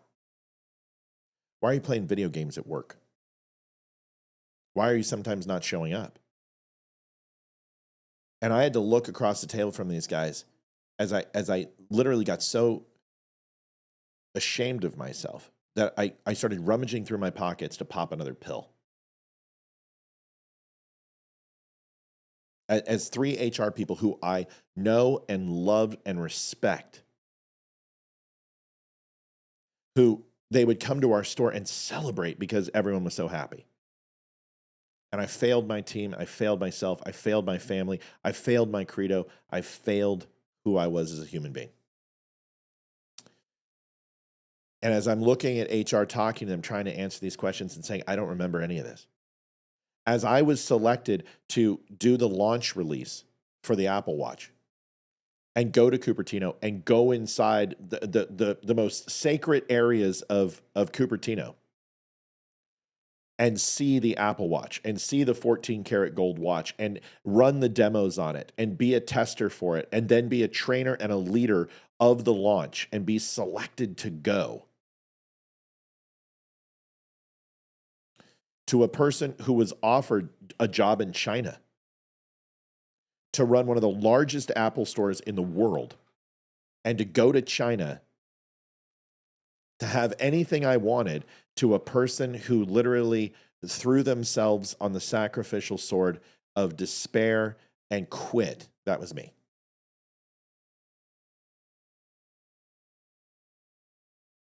So when you ask me, what am I doing here? That's what I'm doing here. And what's hilarious is after a year and a half of recovery and fighting the addiction and getting myself in physical shape, I went to work for one of the largest media companies in the world at NBC Comcast. And I worked as a sales and marketing director for the VP. And I was literally this close to going to vice president. And going to Colorado and being trained as a selectee for VP, which would be right back where I was at Apple. And I just said no. I said no. And I went to Flags of Valor and I left. And I made the biggest decision of my life right before 3 or 4 months before COVID. The worst thing I ever did. So I lost my job at Flags of Valor and they took me down to 33% of my pay. I was making like $37,000 a year. And we did that for like 3 months. And then they finally said, we just have to let you go. And I lost everything. I lost it all. Joanne Townsend, learning more every day. Thank you. We love you, Joanne. Thank you. $10.80. I lost every dime. And all my savings, we cashed out 401k to make the move to Virginia. We cashed out stock. You got to understand, a year and a half with the amount of money we're making, it just depleted us. So I had to reinvent myself yet again. I went to work for Valor. And then we got hit again. And they suffered from COVID and they made restructuring and they made changes. And then I dove headfirst into this. And that's why. Now, does that mean I'm broke? No. Anyone who's seen my house knows. Anyone who comes into my home, they know. I am not poor. I'm not broke. I'm not hurting. But we had to restructure our lives. So when you ask me that question, why? That's why. Failure. I let things get control of me, and I did not allow myself to remain humble and learn to appreciate my own limitations as a man. This is not something that I haven't talked about before, and I'm not ashamed of it. I've called and apologized for my behavior when I was at Apple, because I was a sanctimonious son of a bitch to a lot of people after those 3 years. And it was all medical induced, but that's a cop-out. That personality was alive and well long before, and I allowed it to control me. So there's your answer. There's your answer. It's as honest as I can be. I don't lie to you guys. Love you guys too. Thanks, Blake. Got to be honest, man. Just got to be honest. But I've had to rebuild myself many times. And honestly, this is the proudest work I've ever done in my life. And the fact that we get your donations and you guys help us stay alive makes me so incredible. Like, I get goosebumps right now. I love it. And trust me, I've had to grow on this show. There's times I'm a complete asshole. I still can be. But I've learned to calm it down. And I'm learning how to be a better person on this show, especially to my fans. Not my fans, my friends. And my family. You guys aren't fans. I don't treat you like fans. I treat you like a brother or a sister. So there's your answer. Okay. All right, let's rock and roll. Yeah, there is a reason. I'm happier now than I've ever been in my life. I went from a person who was sitting on the edge of a bed with a 9mm and I was ready to eat a bullet, to a person who has helped thousands of vets, who runs, in my opinion, a fairly successful show. Maybe not tonight.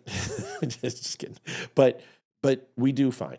All right, let's get rest of this video. Thanks for bringing it up.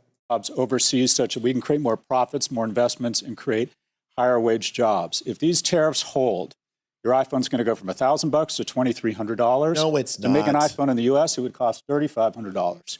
As a result, the threats of these tariffs. This is a complete bullshit lie. It's a lie. The iPhone 11 cost $286 to make. There is no difference in the 14 or the 15 or the 26. It all relatively is the same. They just can charge more because it does more. They buy components by the freaking boatload. It's a lie. It's a lie. It's not going to cost $2,500 to build a phone. Give me a break. It doesn't even cost that to build a freaking an iMac or a MacBook or a Mac Pro. I've seen the sheets, guys. This isn't true. Apple's gross margin is so ridiculous. There's per square foot in their retail locations, It's like $2,700 per square foot. Tiffany's is the second in the world. And that is like $230 per square foot. Don't fucking tell me how much money Apple's making. They are making a metric shit ton of money. And their margins are ridiculous. Okay? Remind me to tell you what an Apple store is to build, because I've built 2 of them from ground up and been the store guy who watches them build, literally from dirt and metal walls in the middle of a mall to Shangri-La, from Italian tile to the Mormon wood with all hidden rivets and all seamless, to the glass that is imported from China that is 40 feet tall and an inch thick, from the pressed aluminum that has to literally be washed with steam and nothing else. We've seen it all. This is a lie. It's a blatant lie. Take Apple stock down the value of Walmart in 3 days. If these tariffs hold, 80% of toys under the Christmas tree are from China. So 90% of US households are budget constrained. So we're talking about half the number of toys. We're talking about a destruction in shareholder value such that your parents can't retire as quickly. And we're talking about the entire world rerouting their supply chain around brand America, which quite frankly right now is toxic uncertainty, so they can bypass a series of unpredictable, epileptic, sclerotic decisions that we finally need to acknowledge. God, that's a whole bunch of word salad. Sclerotic? Should have said apoplectic. Would have been a good play on words. It's aplectic. It's apoplectic. We have someone at the wheel of the global economy that is blackout drunk right now. Yeah. It would be hard. That is the worst.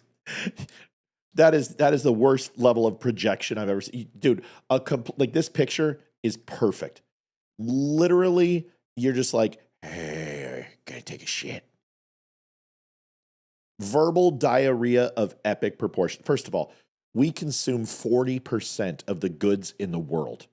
If you circumvent the toxic America, I don't care who you are or what country, you're going out of fucking business. You depreciate the competition in this world, which is actually good for the United States, because they're going to look to circumvent that giant fucking windfall. I'm sorry, I'm cussing. That giant windfall that you're talking about, the only way for them to get around it, the only way is to build in the United States, which is just a win for our country. Dude, what are you talking about? People are saying, well, Apple's overcharging. I don't know. This computer right here, which is running 4 cameras, all the lights, all the sound, 3 different monitors, running all my programs, 27 windows up, this entire program, which is taking care of the chat, streaming in 4K, streaming in audio, recording the whole thing, putting it on a flash drive, running 4 other programs for text, for graphics, all of that happening simultaneously. This is an 11-year-old computer from Apple. Is it overpriced? No. Nope. And the reason why is it's 10 years old and it's going to be here for another 5 to 6. That's why. Apple works, and it always works, and it works well, and it doesn't break. So no, it's not overvalued. It's just they're making a shit ton of margin because it is an amazing product. Mary says, I left Apple 10 years ago. Can't see spending thousands on a phone that is obsolete in 6 months. I went to the dark side and switched to Android. Mary, there's nothing wrong with that. And honestly, I tell people all the time, do not update your phone after 2 years because it will brick. 2 years worth of updates, you're good. Once you hit that 2-year mark, it's going to start to slow down because the software is going to want to pull more resource and your phone can't handle it. 2 years, don't update. Turn off the auto updates. That's it. Because all the bugs and the vulnerabilities have already been fixed. So once you do the 2 years, turn it off. And my phone, the same thing. This thing is 2.5 years old. I'm ready to upgrade. I turned off all the updates six months ago. It works fine. Beautiful. Great phone. But I'm with you. I'm not saying Apple is the only choice. What I'm saying is Apple is a good choice. It's an expensive choice. Just listen to what I said. You're talking to somebody who has helped hundreds of thousands of people with their phones. And I have sold hundreds of thousands of phones for Apple. We don't screw people. I would never screw you over. It's against our credo. And I still hold the Apple credo in my heart. Customer is the most important thing in business. And that's the way I treat my people who buy my product. By the way, you can go to the Don't Unfriend Me Show at thedumbshow.com. The Dumb Store is veteran-owned with a 5-star diamond rating for service and satisfaction. We offer quality products like coffee, shirts, hoodies, and hats, all made by veterans. Shop with confidence, backed by hundreds of 5-star reviews. Use code DUMB10 to save 10%. Visit thedumbshow.com today. Thank you for your support. 131 in network, out of network, which would be on Wimkin and on Rumble. We've got a whole bunch. Folks, if you have not had a chance, please like, follow, share, and subscribe. And if you would also do me a favor, if you haven't been to thedumbshow.com/donate, please help us out. We are desperately going low tonight. $42.70. I hate nights like this. This is a good night. We should have hit it by now, but help, please. I just came over to iPhone first since the first due to Matt's salesmanship. Thanks, buddy. You need help, let me know. Can you fix my iPhone? I'll send it to you. I can't fix it for you, but I can probably tell you, if you tell me what's wrong with it, what you need to do. You can just tell me right now. If you don't want to do that, then you should just make a Genius Bar appointment. It's free. Go down there and have them tell you what's wrong, and they'll give you a fair price. They'll fix it for you, or they'll get you a new one, or they won't. Once again, goal is a little short today. Colorado governor puts legislation reducing gun violence with restrictions on firearms. I've got 2 videos to show you of this jackhole and why, once again, Colorado, my beautiful state that I love, that I was going to retire and die in with my wonderful Colorado Avalanche, who are about to start the playoffs, who are sitting half of their team right now, has turned into the giant suckhole that it is right now. Here it is. Builds on our commitment to improve public safety, reduce gun violence, uphold our freedom. I really think this bill will make Colorado and Colorado communities safer and prevent both accidents as well as reduce gun violence. And ultimately, that means saving lives and while protecting our Second Amendment rights, and of course upholding Colorado's proud tradition of sports shooting and hunting, which are popular among many residents of our state and will continue to be with this bill. And I would add that many sports shooters and hunters will also be safer, again, with the knowledge they learn about proper use and storage, and it will in many ways prevent accidents in those areas as well.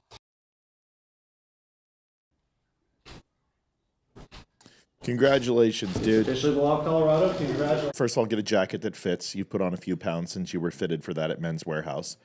Just a little recommendation from somebody who buys their suits at Men's Warehouse as well. Actually, I go to Joss A. Bank. I'm not a big fan of Men's Warehouse at this point. Dude, more gun laws. It is already the most over-regulated amendment in existence. There are currently 37,000 pieces of legislation with the word gun in it.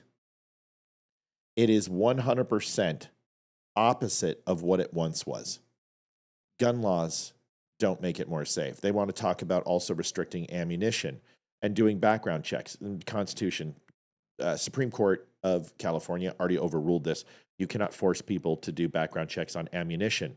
And New York or wherever else it's going to be is going to lose this. Second, you can't sit here and say that you're trying to educate gun owners and force them, and you're not restricting their ownership. It does say, thou shalt not be infringed, if I'm not mistaken. Shall not be infringed is a key element to this word, and what you're doing is infringing their right to own. Now, you can certainly regulate the type of weaponry that are sold in your state if that's what you want to do, and that's why the 10th Amendment is so important. But the issue here is that it's not going to stop gun crime. You're only empowering criminals because criminals do not follow the law. They don't give a crap. It just makes you less safe. And to sit here and say that hunters are going to be safer, why? Do you think the deer is going to grab their max capacity 30-round fully automatic semi-magazine? There's only one reason that I'm safe, and it's this. Because when these aren't enough, or there's too many people, this balances the equation. It's real simple. It's not hard.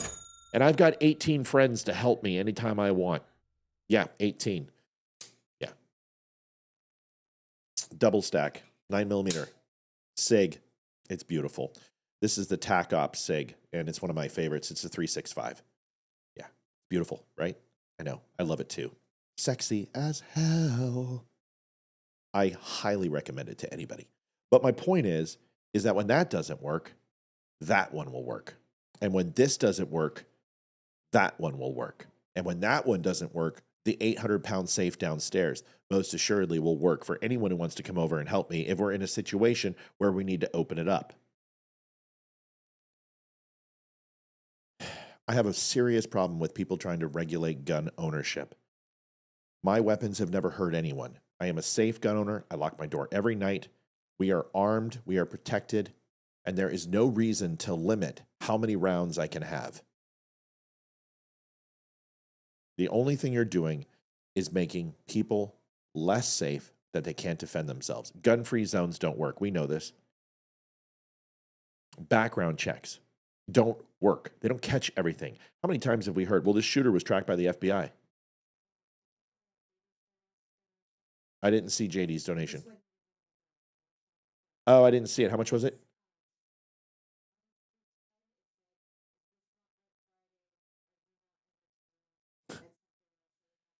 JD Stelwell, is this not Red Friday? Are you not entertained? $23.10, something to that effect. I missed it. I think everyone got to see it. I'm so sorry. I saw my baby and I just got excited. So I apologize. I didn't see it. I'm sorry. So I appreciate you guys. 120%. Lastly, supporting gun ownership with no limitations can be dangerous, because we understand there's people out there who should not have guns. There's crazy ass mother humpers. And we also regulate all the time. $10.80 from Kevster. Thanks, Kev. We'll get there, folks. We're going to nickel and dime it tonight. I know. We're going to nickel and dime this. We're going to get this going, though. I know. I have a feeling we're going to finish strong. I really hope so. You have to have some regulation on guns when it comes to the people, not the weapons themselves. Like, listen, do I think we should have fully automatic? I think it should be a hell of a lot easier to get fully automatic. I think I should be able to get a fully automatic weapon with no issue. With no issue. Just walk in, get it. I'm a responsible gun owner. I have my concealed carry. I've been trained in the U.S. military. I used to train, well, okay, I have to be careful. Not officially. I didn't do certification, but I worked with the sheriff's department and helped train sheriffs on CQB and also targeting and basic gunmanship. I should have a fully automatic weapon, but I don't. But what I have is more than enough for me. But the moment that you say that I can't protect my family because it makes you uncomfortable, that's where we have a problem. So Colorado is doing what Colorado always does. Colorado parent fights back. And I've got a whole bunch of short videos, so we're going to power through these. So folks, if you have not had a chance, please do me a favor and go to thedumbshow.com/donate. Here is a video, fun one, of Peter Ducey this morning. I was watching Fox and Friends, and I look over. I'm like, what in the shit? Did he like literally get attacked? What the hell happened? This was live. And I got to give him, he's such a good sport. Watch this. Right. Yeah, Peter, I appreciate it. A bird just landed on my head. What is going on? Was that a bird? What was that about? I did not like that at all. Peter, the back of your head, your hair's standing up now. I mean, you got good hair, though. What is going on? That's probably so dirty. Had to be scary. It's probably so dirty. Right. Did he say dirty? Yeah. Scary. I know. Hey, President Trump, if you're watching upstairs, we got to do something about these birds. America. Oh.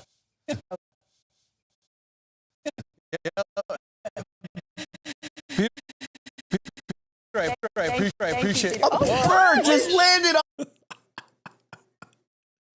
I swear to God, I probably would have drawn down and shot the thing. I guarantee it. Did Colorado pass a bill making it illegal to misgender a person? I haven't seen that, Amy. I would be shocked if they didn't. Colorado is the new California. It is completely woke as shit. Here's another good quick video. Democrats keyed one of their own. This is so good. This guy, what a winner. Watch this. Somebody keyed the crap out of my Tesla, a car I bought 6 years ago in the state of California, because I'm concerned about climate change. Oh, but some amazing resistance fighter keyed the crap out of it, and that's going to do it. Voting didn't work, but, this defiling the car of a fellow liberal, we did it, guys. We got him. Today's our Liberation Day. Go celebrate. Just go celebrate. Woo! See, liberals can make good videos when they're making fun of other liberals. This is apparent in Jefferson County. Jefferson County is where I used to live in Lakewood, California. I lived all over. I lived in Thornton, lived in Lakewood, lived in Conifer, lived in Evergreen, lived in Pine, Littleton. We lived all over. Wheat Ridge. So we lived all over Colorado. But this video is particularly disturbing. This is Jeffco, Jefferson County Public Schools Board of Education. The audio on this is not exceptional, so you're going to have to listen. I'll try to shut up. But listen to this. This parent is fighting back, and the story is pretty interesting.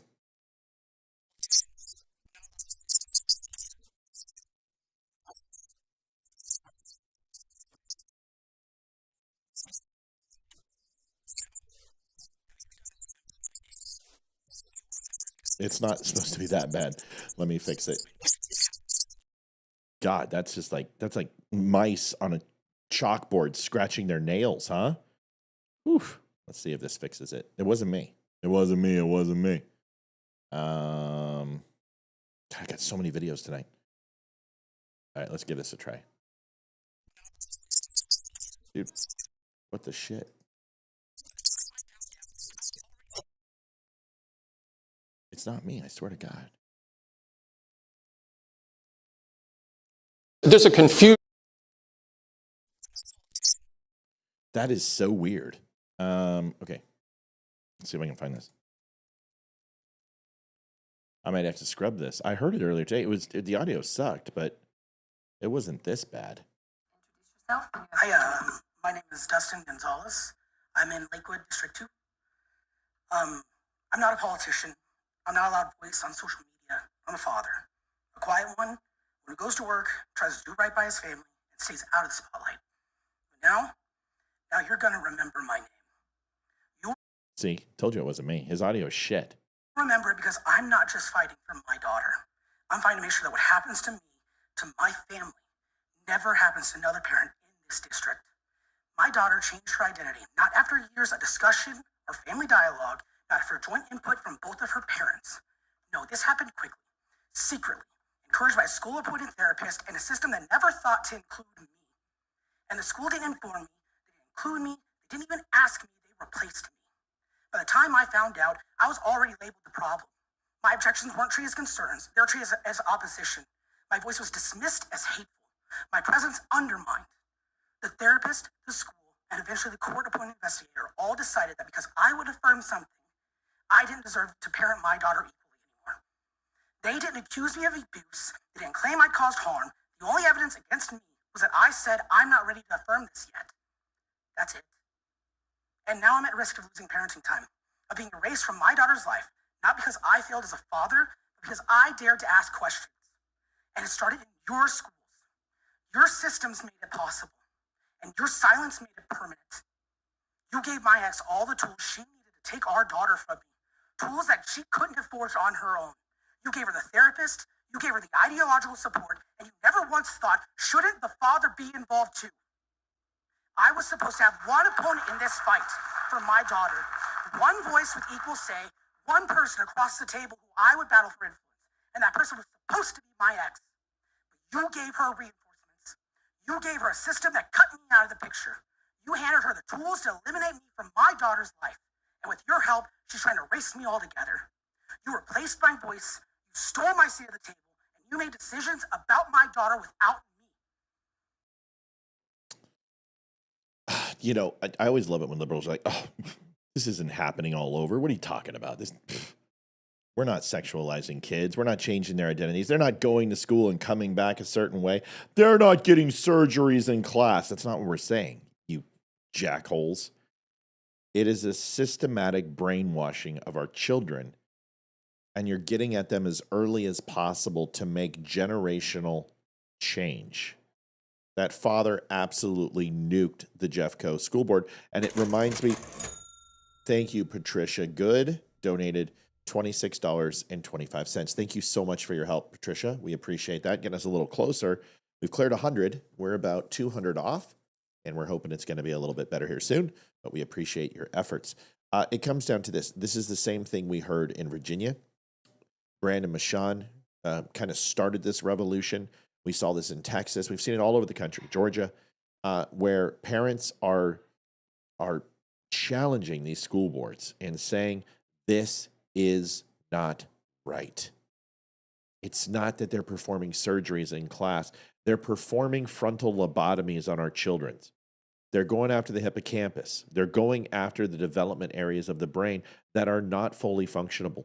And they won't be for a year, or a decade for some of these kids. Some of them are 2 decades. Fully functional brain is still developing 25, 23, 24 years old. The neurons are not set. And what you're doing is altering these children forever for some political agenda, and you're pretending you're not. This shit is just as bad as some of the cults and brainwashing, what the Nazis did with re-education camps. This isn't okay. And to sit here and pretend and call these parents domestic terrorists is just ridiculous. It's got to stop. It's got to stop now. More and more people are speaking up. And parents like these need to have a voice. If you are not desperately involved in the education process of your school, I challenge you to do so. I challenge you to audit your classes. I challenge you to go to the school and audit a library and go in and look up some of these books and ensure that they are not there. And if they are, you need to bring in attention to the school board and every PTA or every bake-off that you can. Schools only care about one thing, fundraising. And when you stop the fundraising and you challenge them and get parents to stand against them, they will listen. People will get fired. We did it here in Virginia.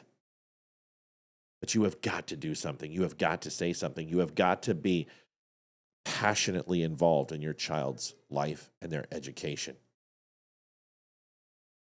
BlackRock CEO Larry Fink warns that Trump tariffs are shaking global markets. Oh, I wasn't necessarily 100% supportive now, but now that Larry Fink said this, you're damn right I am. There's nothing like an endorsement from BlackRock and Larry Fink for me to go ahead and do the opposite of what he says. Listen to this. The United States, post-World War II, was a global stabilizer. We are the global destabilizer. Right.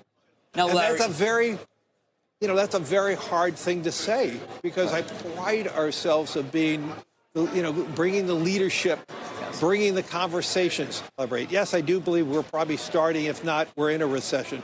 Yes, I think the market is still underestimating how high inflation can get. If you factor in all the tariffs, right? You factor in all these other issues, it's going to be quite additive. I mean, I read in a report that if you just take the tariffs in the cost of home building, the average new home could be up as much as 26%. We already have a housing affordability problem. None of this sounds any good to me, Larry. I mean, and it's all self-inflicted, by the way. None of it needed to happen. This is not a pandemic. This is not a financial crisis. This is something that we've... Give me a break, dude. You and I both know when there's blood on the streets, you buy property. You're worse than the freaking Nazi Jew sympathizers that bought up all the Jew property and bought up all their personal belongings and made money off of them. You're a piece of shit. And you're just a horrible human being. Stop pretending. Matt, do you think Winsome Sears has a chance of winning governor of your state? It's going to be tough. Yeah, Youngkin was amazing, and I just don't know. I haven't looked at it, but trust me, I'm definitely interested. I'm so very focused on Governor Youngkin right now, and he can't serve consecutive terms in the state of Virginia. It's a perfect time for him to run. BlackRock is an investment company that Debbie, just do a quick search, and I'll do a show on BlackRock. But trust me when I say to the Qers, BlackRock is the New World Order, and they're buying up everything. Okay, just BlackRock is a very rich company that was very similar to the Waltons and the Crowns of the 80s and the 90s that bought up a shit ton of property. Nugent and others, the Turners. Every group of people who have a lot of money. Buffett was that. Gates is that. BlackRock is the new boogeyman, and they buy up a shit ton of property, real estate, businesses, and they are invested in the United States a whole hell of a lot. You need to take a look, search them, and then we can have a conversation about it. Folks, I got to pop the commercial. I'm sorry. It's almost 9 o'clock, and we are $200 shy. I can't keep going into overtime. It's just unfortunate. The shows cost about $150 to run, so it's just a bad night, and it happens once in a while. But I've got to pop a commercial and try to get people to help us here a little bit. It's $102 out of $300. We gotta make a push. So here we go. The Dumb Show is built on real conversations, raw, unfiltered, and fearless. Big Tech didn't like that. Facebook pulled our funding, tried to shut us down. But for over a year, you, our incredible viewers, have kept us going. Your support, your donations, your time, it all matters. Most of you spend 10 plus hours a week with us. Compare that to Netflix, maybe 5 hours a month. We believe we're worth that time. And we hope you do too. But listen, we don't want giving to feel like a burden. We want it to feel good. So take a second to ensure you're in a good spot. If you're in a place to give, that will be amazing. If not, just liking and sharing helps more than you know. Visit thedumbshow.com/donate. Whether it's PayPal, Venmo, or mail, every bit helps to keep us going. Dumb Nation, we appreciate you more than words can say. No. Yeah, just tell her it's a bad night. So, all right. Yeah, so if we don't, guys, just FYI, I might have to jump because I got to go see my dog. My dog had surgery today, and I didn't even have a chance to love her. So I'm going to probably try to stay on for another 5-10 minutes and see if we can get some life here. I've got a lot more to cover, but it's just some nights it's bad. And tonight, it's not about that. I usually will stay on no matter what the donations are, but I do have a dog that needs some love. People are upset. And they're upset because this owner of a flag company, thank you, Paul, 2110, wish it could be more, brother, great show. Paul, it's okay, dude. You guys help so much. You guys help so much. And we love you for it. So don't sweat. You're doing a great job. It's not a guilt thing. It's a matter of, I got my dog. I want to see Landeskog play in the NHL tonight. He is, really care about that guy too. It'd be nice if we can hit it. We'll see. How is Ash doing? I have no idea. That's, I'm here. And we were running late, and Olivia, she left her keys in the diaper bag from the family she was at, so she didn't get home till like 6:30. That's why she's not on tonight.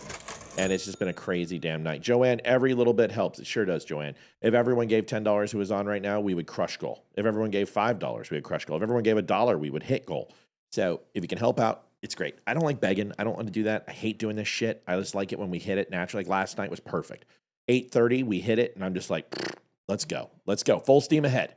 And I know people are also income tax time. They got rent coming up. They're also saving up probably for the big show. So I get it. You guys do so much. So it's never me being like, oh, poo-poo, I got to go. I did the full 2 hours, and we're going to stay. If we can, like, just a little bit more, we hit it, we'll stay. You tell your grandchild happy birthday for me, April 10th. April 10th is my cousin Randy's birthday. So Ash is walking very well. She's up and down the stairs. She's wagging her tail. I picked her up and carried her from the car. I love that dog. All right, so this person made Donald Trump a flag, and I'm very, very sorry. I don't know the guy's name. I don't know his company. I don't know anything about it. But what I do know is that there's people who are very upset on the left that he took a flag and he rolled it up into a ball. I'm not happy about it either, okay? Okay. Flag etiquette is important, okay? This guy built something. He was probably very excited to show President Trump. He's probably nervous as hell. And he doesn't have the Brenda Shepard, because I love y'all. We love you too, Brenda. $10. Thank you, ma'am. He doesn't have a time to do a ceremonial trifold, okay? Cut him some slack. He's one guy. And when you got the president of the United States waiting there for you, and honestly, he was probably 2 hours late and is only going to be in there for 2 minutes and out. You know, the guy was nervous. So I don't appreciate it either. You should never treat the flag this way. But cut the guy some slack. And these are from the people who burn it, who desecrate it, who hang it upside down, who wipe shit on it, who light it on fire, who throw up Hamas flags and ISIS flags and Palestinian flags and Mexican flags. Give me a break that you're upset. Give me a break. Here's the video. Friend President Trump, this special piece that Mike made through our organization, I want to present to you the first ever fight flag. Wow. You are a very talented guy, huh? These are all your points, sir, from your presidency on here. That's terrific. And this is for you. We want to give this to you. And I would love it if possibly go in the White House. We can go in the White House. Oh, we can put that in the White House. That would be awesome, sir. I'd put that in the White House. That would be fine. We'll pick a great spot. We've got plenty of good spots. It's a big building. I like that. Yeah. I like that. Thank you for everything you do. Thank you for being friends. Thank you for. Are they the same? No, this is a little smaller. No, I meant the buttons up top. Are they similar to that? No, these are all from your presidency. Each one has something to do with your presidency. For you, sir. Good job. Thank you. Listen, I happen to know a thing or two about flags. It's one of the best made in the country. And I'll take that flag. Sorry. And I happen to work for Flags of Valor. And they make some beautiful flags. And I'd probably take that flag. But anybody who puts that much time and effort, that right there, guarantee is a 25-hour flag.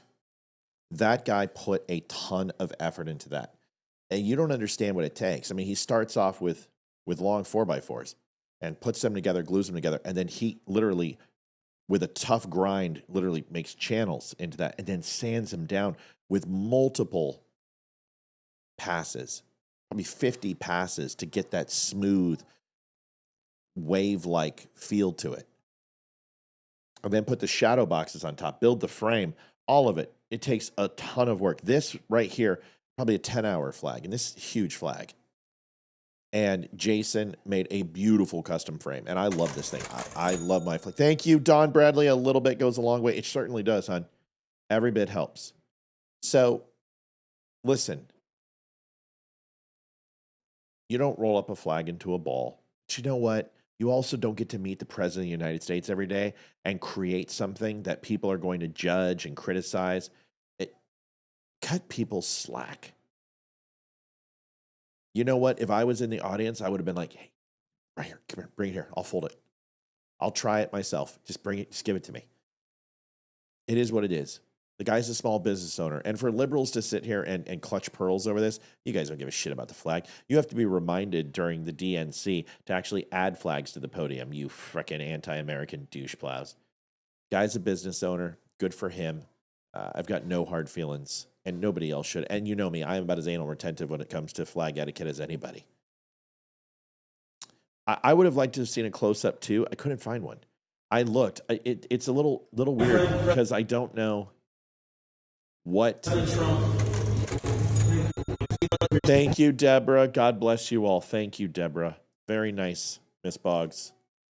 I'm going to try to get a screenshot. It looks like the fight one, and then there's a seal on it. So it looks like a silhouette of fight, but I don't know. Like, it's a little weird. Here. So you see, like this, there's like a silhouette of the fight, his shoulders, and then something's coming up, and it like almost looks like a state, and then there's a seal. I don't know what it is. I don't know. And I don't care. He made it for President Trump. But if President Trump wants a flag, I happen to know two great companies that started this process, and you might want to go. It's an amazing thing, and it's incredible to see them made. And you know, I've delivered hundreds of flags to people and handed them to them, and Gold Star moms and presented. And, you know, I love that job. And trust me, I even thought about it. And I was like, you know what? Everybody makes them now. It's a cool thing, though. My buddy Jason at PFC Flags. Go over to pfcflags.com. They're amazing. But these people suck. They need to stop crying about this shit. There's so many more important things like that your party sucks and that it's melting down. Hey, Bernie Sanders. Just want to let you know, Donald Trump is rapidly turning America into an oligarchy. Ever since 1993, folks, they've been doing this. So just figured I would show you a video. Where did it go? Thank you, CJ. Appreciate you guys. All right, I'm not gonna show you the oligarchy video. It looks like, damn it, Jim. Oh, we are gonna show you this. This is important. All the people are saying, "Oh, all these planes are crashing. The whole world is crashing. Avionics is just letting us down. We're all gonna die." Yeah, one of the lowest Januaries ever from the NTSB as crashes. In fact, it is the lowest in recorded history since 2007, 67. This is one of the lowest. It got beat in 2016, 2014, and that's it.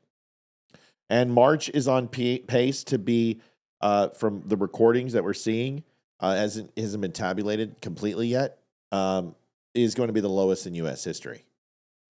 So can we stop pretending that all these planes are just falling out of the sky? Yes, they are falling out of the sky. Yes, there are some things that have happened. Yes, it's horrible and it's wrong and it sucks. But guess what? This is once again the leftist media making up a bunch of bullshit just to scare you into this, and that's the way it is. It's not what you think. Ladies, changing your birth certificate shouldn't be that hard when you get married. Can someone tell me why people are freaking out about this? But before we do that, this is one of the best takedowns I've seen on CNN. And, you know, everyone's talking about the 2-day recession of Donald Trump, right? The 2-day recession. It makes me laugh because the stock market is pushing up against 40K. Yeah, it's got 3,000 more to go. Give it a chance. I mean, there's a lot of things happening. We're not seeing a sign of recession. We saw a drop overall in inflation. We saw gas prices go down. There's a lot of good things happening here, folks. Relax. But Bernie Sanders, this one's funny. I'll get you the clip tomorrow. But from 2003 on, it shows him every time talking about the oligarchy. And it's all he talks about. Oligarchy. The oligarchy's coming, we're all going to die. Verschlemmt. Hashmaharasha. Give me a break. Hey, Tammy, good to see you here. Here is this takedown where she talks about the housing crisis under Obama, and this is so good. Watch this. It feels like the direction they're heading in is that what Trump basically wants is for our allies to consume a lot more of our products and for China to produce a lot less of what we consume. And so I think what he's going for is a kind of soft global embargo on China. And the way that he went about doing that is he basically picked up a baseball bat and said to the entire global elites, that's a really nice stock market you've got. It would be a shame if anything happened to it. And the reason that I think that was effective is, I mean, Lutnick is saying that they could never have gotten such good deals if that pressure that you're actually describing wasn't there. But I think that was more designed for a domestic audience.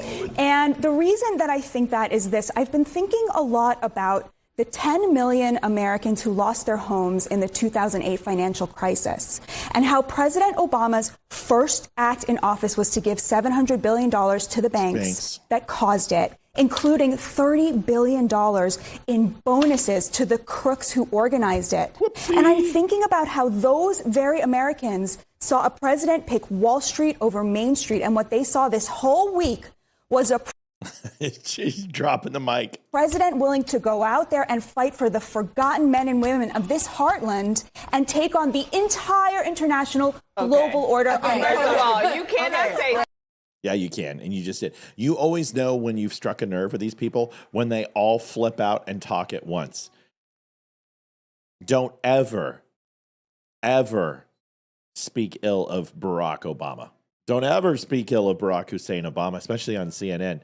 Them are fighting words. It's like going after Kennedy. It's true. Bobby Richardson donated $51.99. Happy Red Friday. Love you all. Thank you, Bobby. Getting us so very close, folks. We're almost there. $245.94. We're about $55 short. We're almost there. And so I'm going to keep going. Why? Well, because I can. I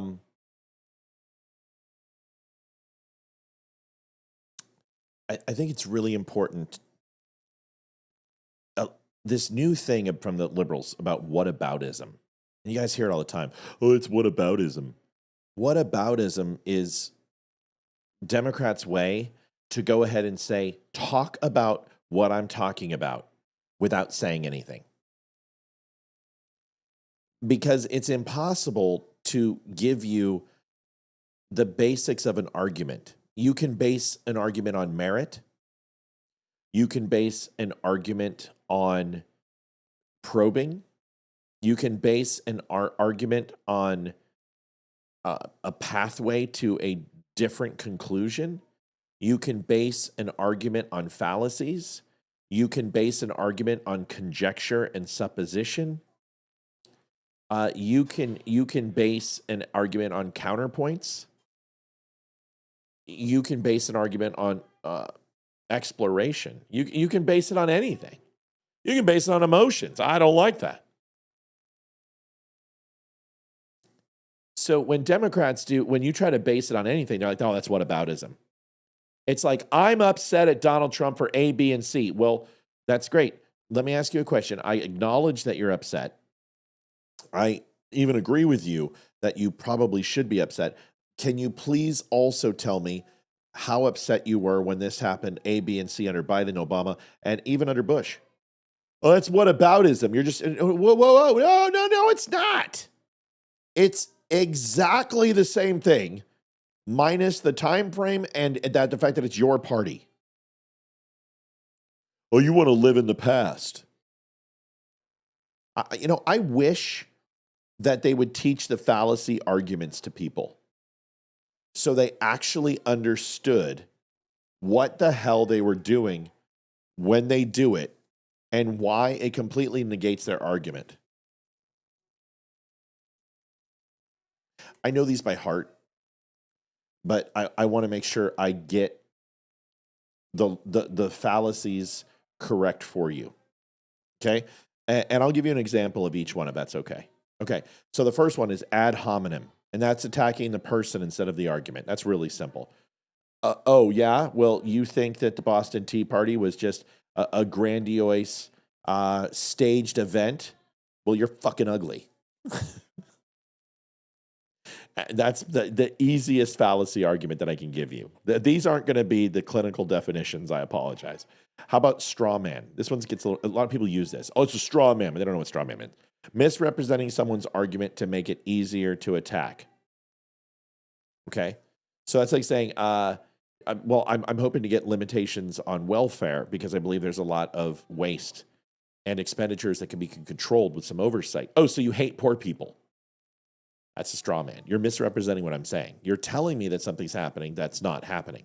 A red herring, also one that's overused. See, it's like people look them up and they take the top three and they don't bother to learn the rest because there's so many other good examples of logical fallacies. Have it in your arsenal. They're fantastic. Red herring, it's distracting from the argument with something unrelated. Here's an example.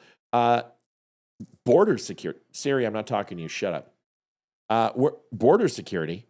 Who has time to worry about border security when we've got to worry about climate change? You're not prioritizing the right things. Siri, I don't want to talk to you. Close. To who? Shut up, Siri. Shut up. Okay, canceled. You cheeky bitch. Sorry. I talk to my Siri like shit. Olivia, or Hayden gets mad. She's like, how can you talk to Siri that way? She's like, I'm so nice to Siri. Please, thank you. Yes, ma'am. No, ma'am. And I'm like, bitch, give me a pot pie. All right. Hold on a second. Hayden, shut it. Okay. False dilemma.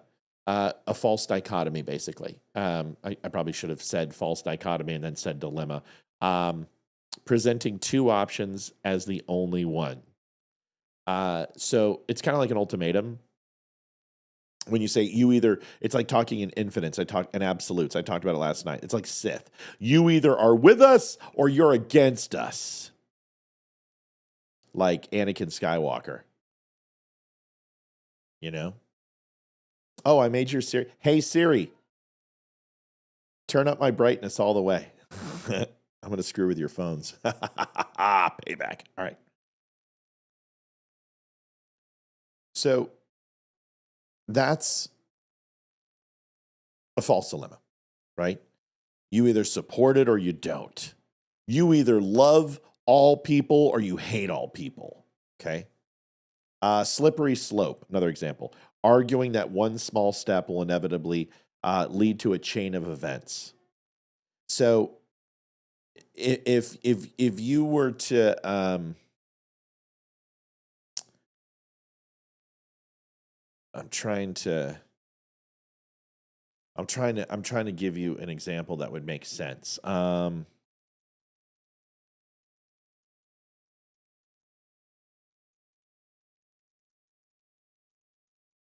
me see. I'm looking up something.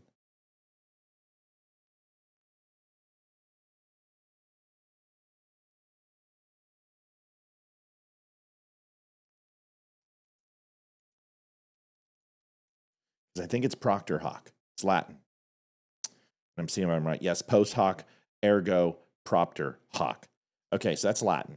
And I knew I had it right. I just wanted to check. I didn't want to, do what I do and say something and it's not right. And I don't do that very often. Post hoc, ergo propter hoc. Okay, so what that means is because of something, something else happens. So the translation is after this, therefore because of this.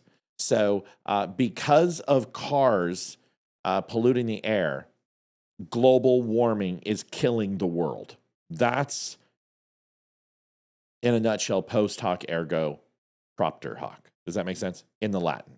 So when we talk about slippery slope, it's arguing that one small step will inevitably lead to a chain of events. Very similar to that. So if we allow this regulation, the next thing you know, we're a communist dictatorship. Or if you go ahead and say that you can't ban abortions, women are going to die and cut themselves with coat hangers. Does that make sense? Circular reasoning. The conclusion is used as a premise. Now, this one's interesting. A circular argument is what this is called. So it would be like you say, Matt's trustworthy because he always tells the truth. No, that's not the definition of trustworthy. And I don't always tell the truth. Nobody always tells the truth. It's a lie, but it's a circular argument. And honestly, it's called redundancy in the argument. That person is beautiful because they're pretty. What? So it's a cyclical argument that doesn't stop. They're pretty because they're beautiful. No, because they're beautiful because they're pretty. Right, because they're pretty because they're beautiful. And it's secular. Appeal to authority. We talked about this tonight. Appeal to authority. I told you that that's what it was. Using the opinion of an authority in place of an actual argument. Dr. Fauci said it, so it has to be true. Dr. Fauci protects the world. He is the purveyor of truth because he's a scientist. Makes sense?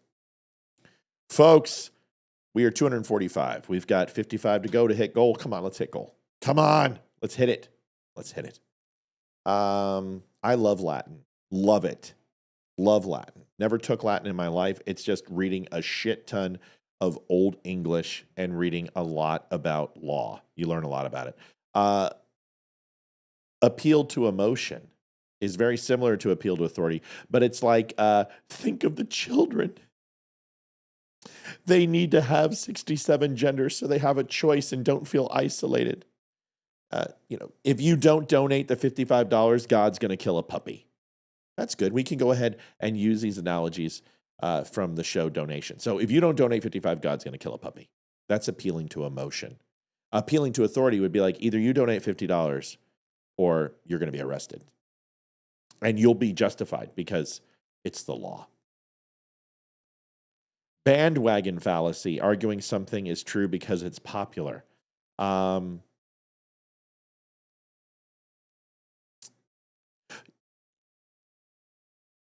You need to donate to the show because everyone else does. Is that good? bandwagon. If you don't, you're not a real dumb. You're not dumb. Now, folks, everything I'm saying is not true. Please, nobody be like, "Oh my God, I'm not going to watch the show anymore because Matt's telling me to donate." It's a joke. It's. I'm trying to use a real world situation to help you guys understand this. So, bandwagon fallacy. Either you donate or you're not a real Dumb Nation fan. Get it? Yes, my puppy is spayed today. Yeah, so I have to go. I got to go take care of her. I miss her. I really am. It's like driving me crazy. Hasty generalization, making a broad claim based on limited evidence. You guys aren't donating to me, so you don't love me anymore. It's pretty cool, right? It's great, and it's a real-world example because it makes it practical and easy to understand. So either you donate or you don't love me anymore. This is a post hoc. This is a false cause, is what post hoc means. Assuming A caused B just because B happened after A. Remember? I wore my lucky shirt and the stock market went up. I wore a red hat, and redhead is a negative connotation, so therefore we're not green in our donations because I wore a red hat. Make sense? This is fun. We could do this. I feel like we should do a class. Begging the question. I love this one. My wife does this all the fucking time. Assuming the truth of the conclusion with the premise. Reading is a fundamental because it's essential to education. Donating is extremely important because it's good for your soul. Your soul won't be good unless you donate. Good? Okay. The U2 argument, accusing someone of a hypocrisy to deflect from your own actions. The best way to describe it is like, it's very similar to the argument that we listened tonight on Joe Rogan. Because you're not an expert, you don't know what you're talking about. Because you've lied before, it's okay that I lie. Because you have a foot fetish, you should send me feet pics. I don't know. No true Scotsman, dismissing counterexamples to protect a generalization. You're a rhino. That's the best one. That's the no true Scotsman. So when someone calls you a rhino, it's a no true Scotsman argument. They're basically saying because you disagree with Donald Trump, you're a rhino. Friday the 13th is bad luck. Well, I can't do that. But that's an example. That's an example. That's the best one. When someone calls you a rhino. Jane Bush, for Ash's safety. She's going to be safe because I'm going to protect her. Thank you so much. The no true Scotsman is one of the most used arguments from our party. And it's when they call someone a rhino. Like they call me, Matt, you're a rhino. What? Why? You're a rhino because you don't agree with me. You're a rhino because you disagree with Trump. You're a rhino because you don't believe J6 people were innocent. You're a rhino because the election was stolen. No true Scotsman is what that's called. You got it, Debbie. I hear you. Last one, folks, and then we're going to go. We literally have $35 to goal. Come on, let's hit it. Join Wimkin.com, the social media platform built for free speech and true connection. No censorship, no algorithms controlling your feed, just genuine conversations and a commitment to protecting your rights. Sign up today at Wimkin.com and take back your voice. Tell them Matt and the Dumb Show sent you. Go over to Wimkin.com, get yourself signed up if you would not mind. And then if you would also do me a favor, go over to thedumbshow.com and get some cool shirts, some hats, jackets, coffee. We have the greatest coffee, and I have not raised prices. Coffee is going to shoot through the roof. I'm just letting you know right now, we have not raised prices. My coffee guy tells me he doesn't think he's going to have to raise prices. We did it preemptively about 4 months ago, and I didn't raise your prices. I just kept them the same. So we need to ensure that we stop on by and get some great coffee. It's veteran made. It's made in Wisconsin. And it is amazing. When you open it up, it is freshly roasted 3 days before you receive it. And it's the freshest coffee in the world. It is the most amazing stuff in the world. Please do me a favor and go over there at thedumbshow.com and get yourself some shirts, some hats, or whatever else. Okay? Show you one more thing real quick, and then we can go ahead.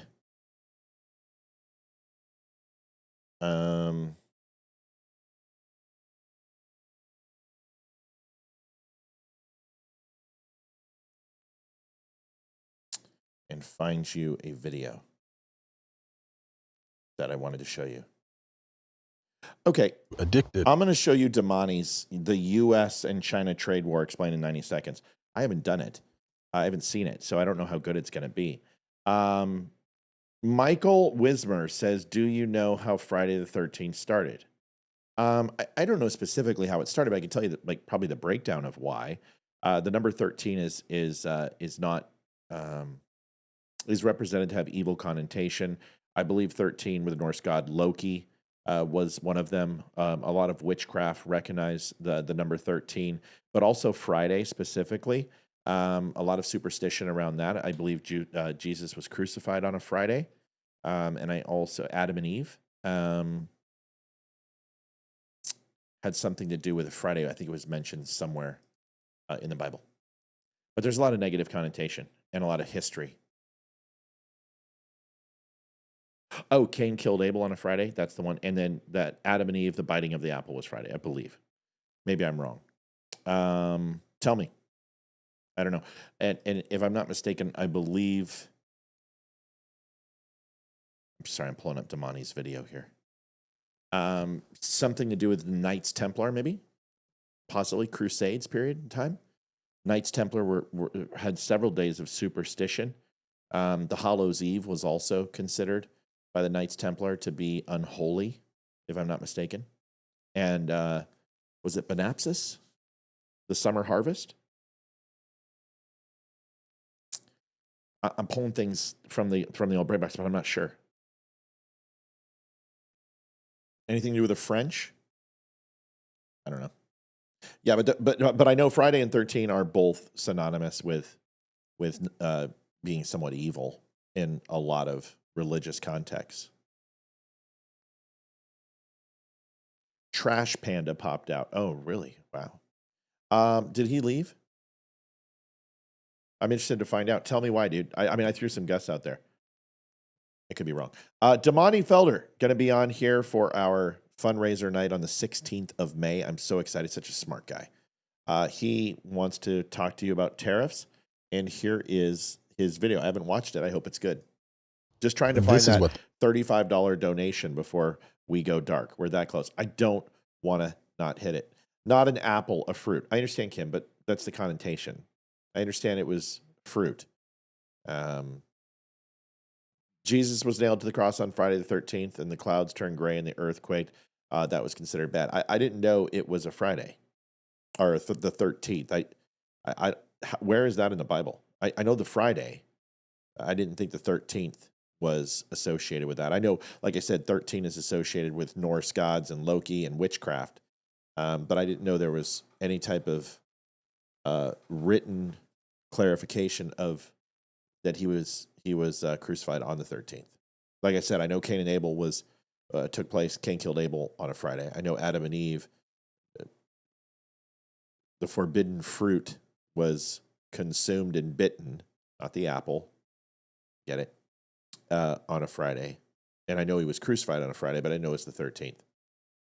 So, and that doesn't, that explains why there's some superstition, but that doesn't explain who created Friday the 13th. And I don't believe Friday the 13th was created before the Crusades. So, can you look it up and tell me?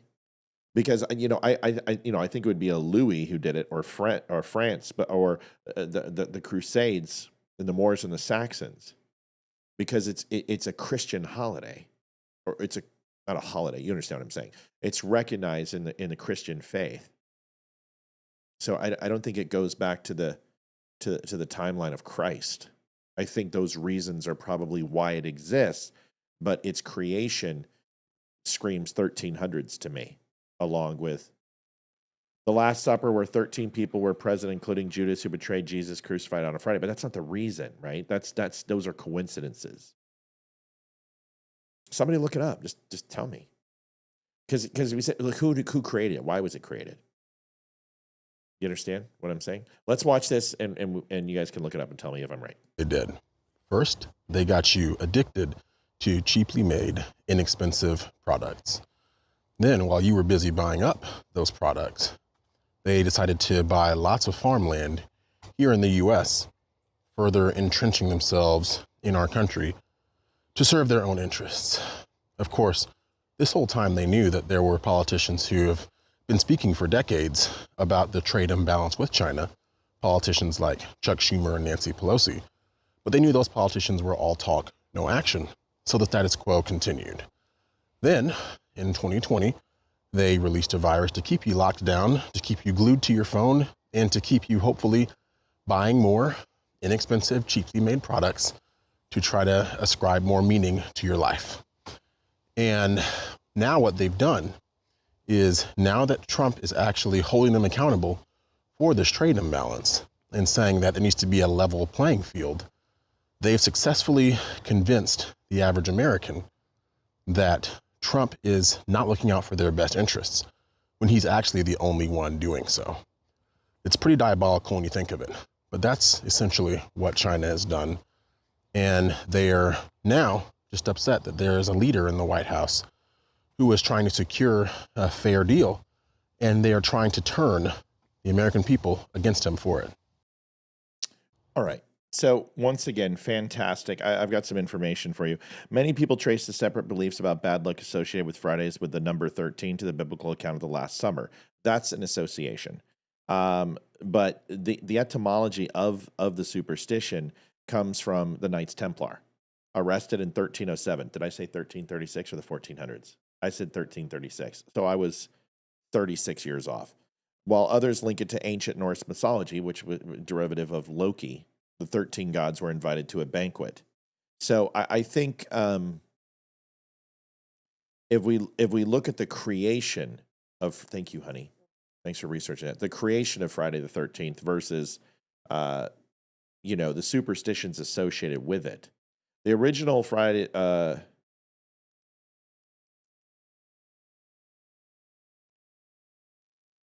it's a combination of two superstitions. Friday was historically considered an unlucky day. Some tie this back to religious tradition. Jesus was crucified on a Friday. 13th has long been considered an unlucky number in Western culture. When do they merge? The fear of the Friday the 13th as a combo superstition didn't really gain steam until the 19th century, and it was popularized in the 1900s in books and newspapers. One major influence. 1907, Thomas Lawson published a novel called Friday the 13th. Others, some linked to the Knights Templar, Friday, October 13th, 1307, by Ken Philippe of France. I was wrong. It wasn't Philippe. Or it was Philippe. It's my fault. It's okay. I can't be perfect.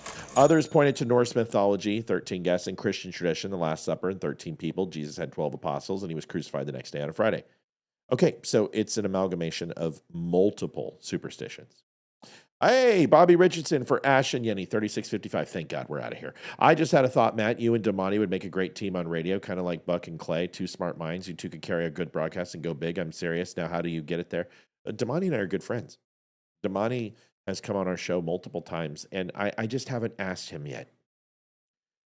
And I want to, because I would love Damani on the network. I think he would be fantastic. And I think I wanted to have the network established. Before I expand, I want to be able to pay Leroy and Amy, and I want to be able to pay Damani. And we're getting to that point. We're getting there. We need to be picked up. We have a gold sponsor with Wimkin, which we love, but we need a contract, and we need a big one. And I think, thank you, Kev, get Ash some treats. I think Wimkin is on the precipice of skyrocketing. And I think Jason is working really hard on fentanyl, and he is such a caring and loving dude. He is committed to taking care of the dumb show when that takes place. And he's just, we give and we love him and we take care of him like he takes care of us. But I love Damani. Damani is a friend. I cherish his knowledge. It's very rare that I listen to somebody over my own voice, and he is one that I really, really respect. So I want good things for Damani. I want great things for Damani, and I want him to succeed. And if I can help in any way to do that, I'm going to. We're just waiting for the right time. But I would love him to have him come on the network. What I would love even more is for him to put his show on the network. Thank you, Maddie Howenitz. We know that you know, and that's all that matters. Appreciate you, man. So what I want to do with Damani is I want to put him on and just host his show and have him become a part of the network.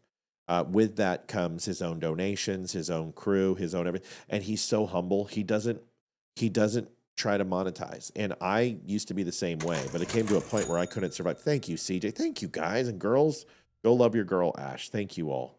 Love you so freaking much. Thank you. Michael, thank you, man. I want to. Yeah.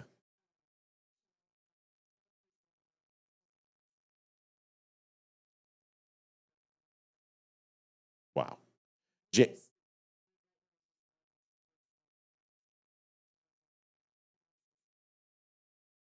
So Cheyenne is having an event in Kentucky. You guys know this. Jason's going to be attending and going down there.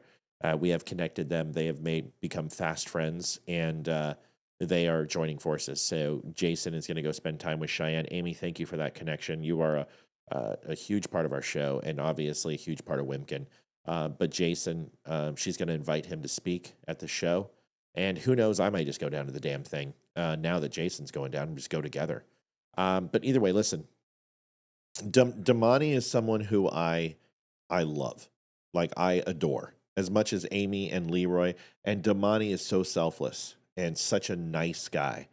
And his brother and he are two people who I used to watch. So to see him be a part of our show and come on, it's an honor. And I want it to be the right time. Like, I want to be able to go to Damani and say, okay, Damani, here's what I want to do. I want to give you this every month. Go have your own show. And you don't even have to become part of the Dumb Network. I just want to do things and do work together. And we are. But these relationships for me take time. Jason Shepard took 2 years of him courting me to come on to Wimpkin. I'm not easy.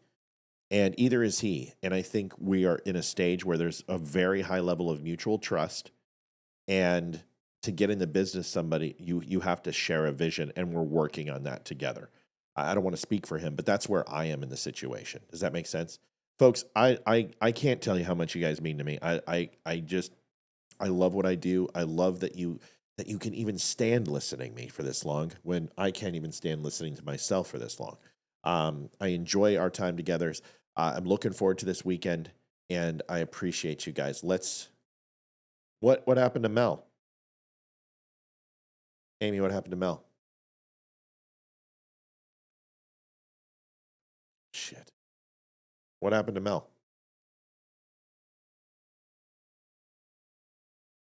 Sorry, I need to hear this.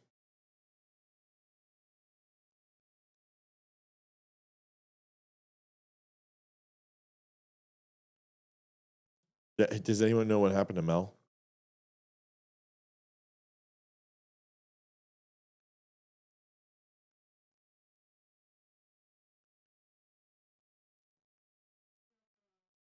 How?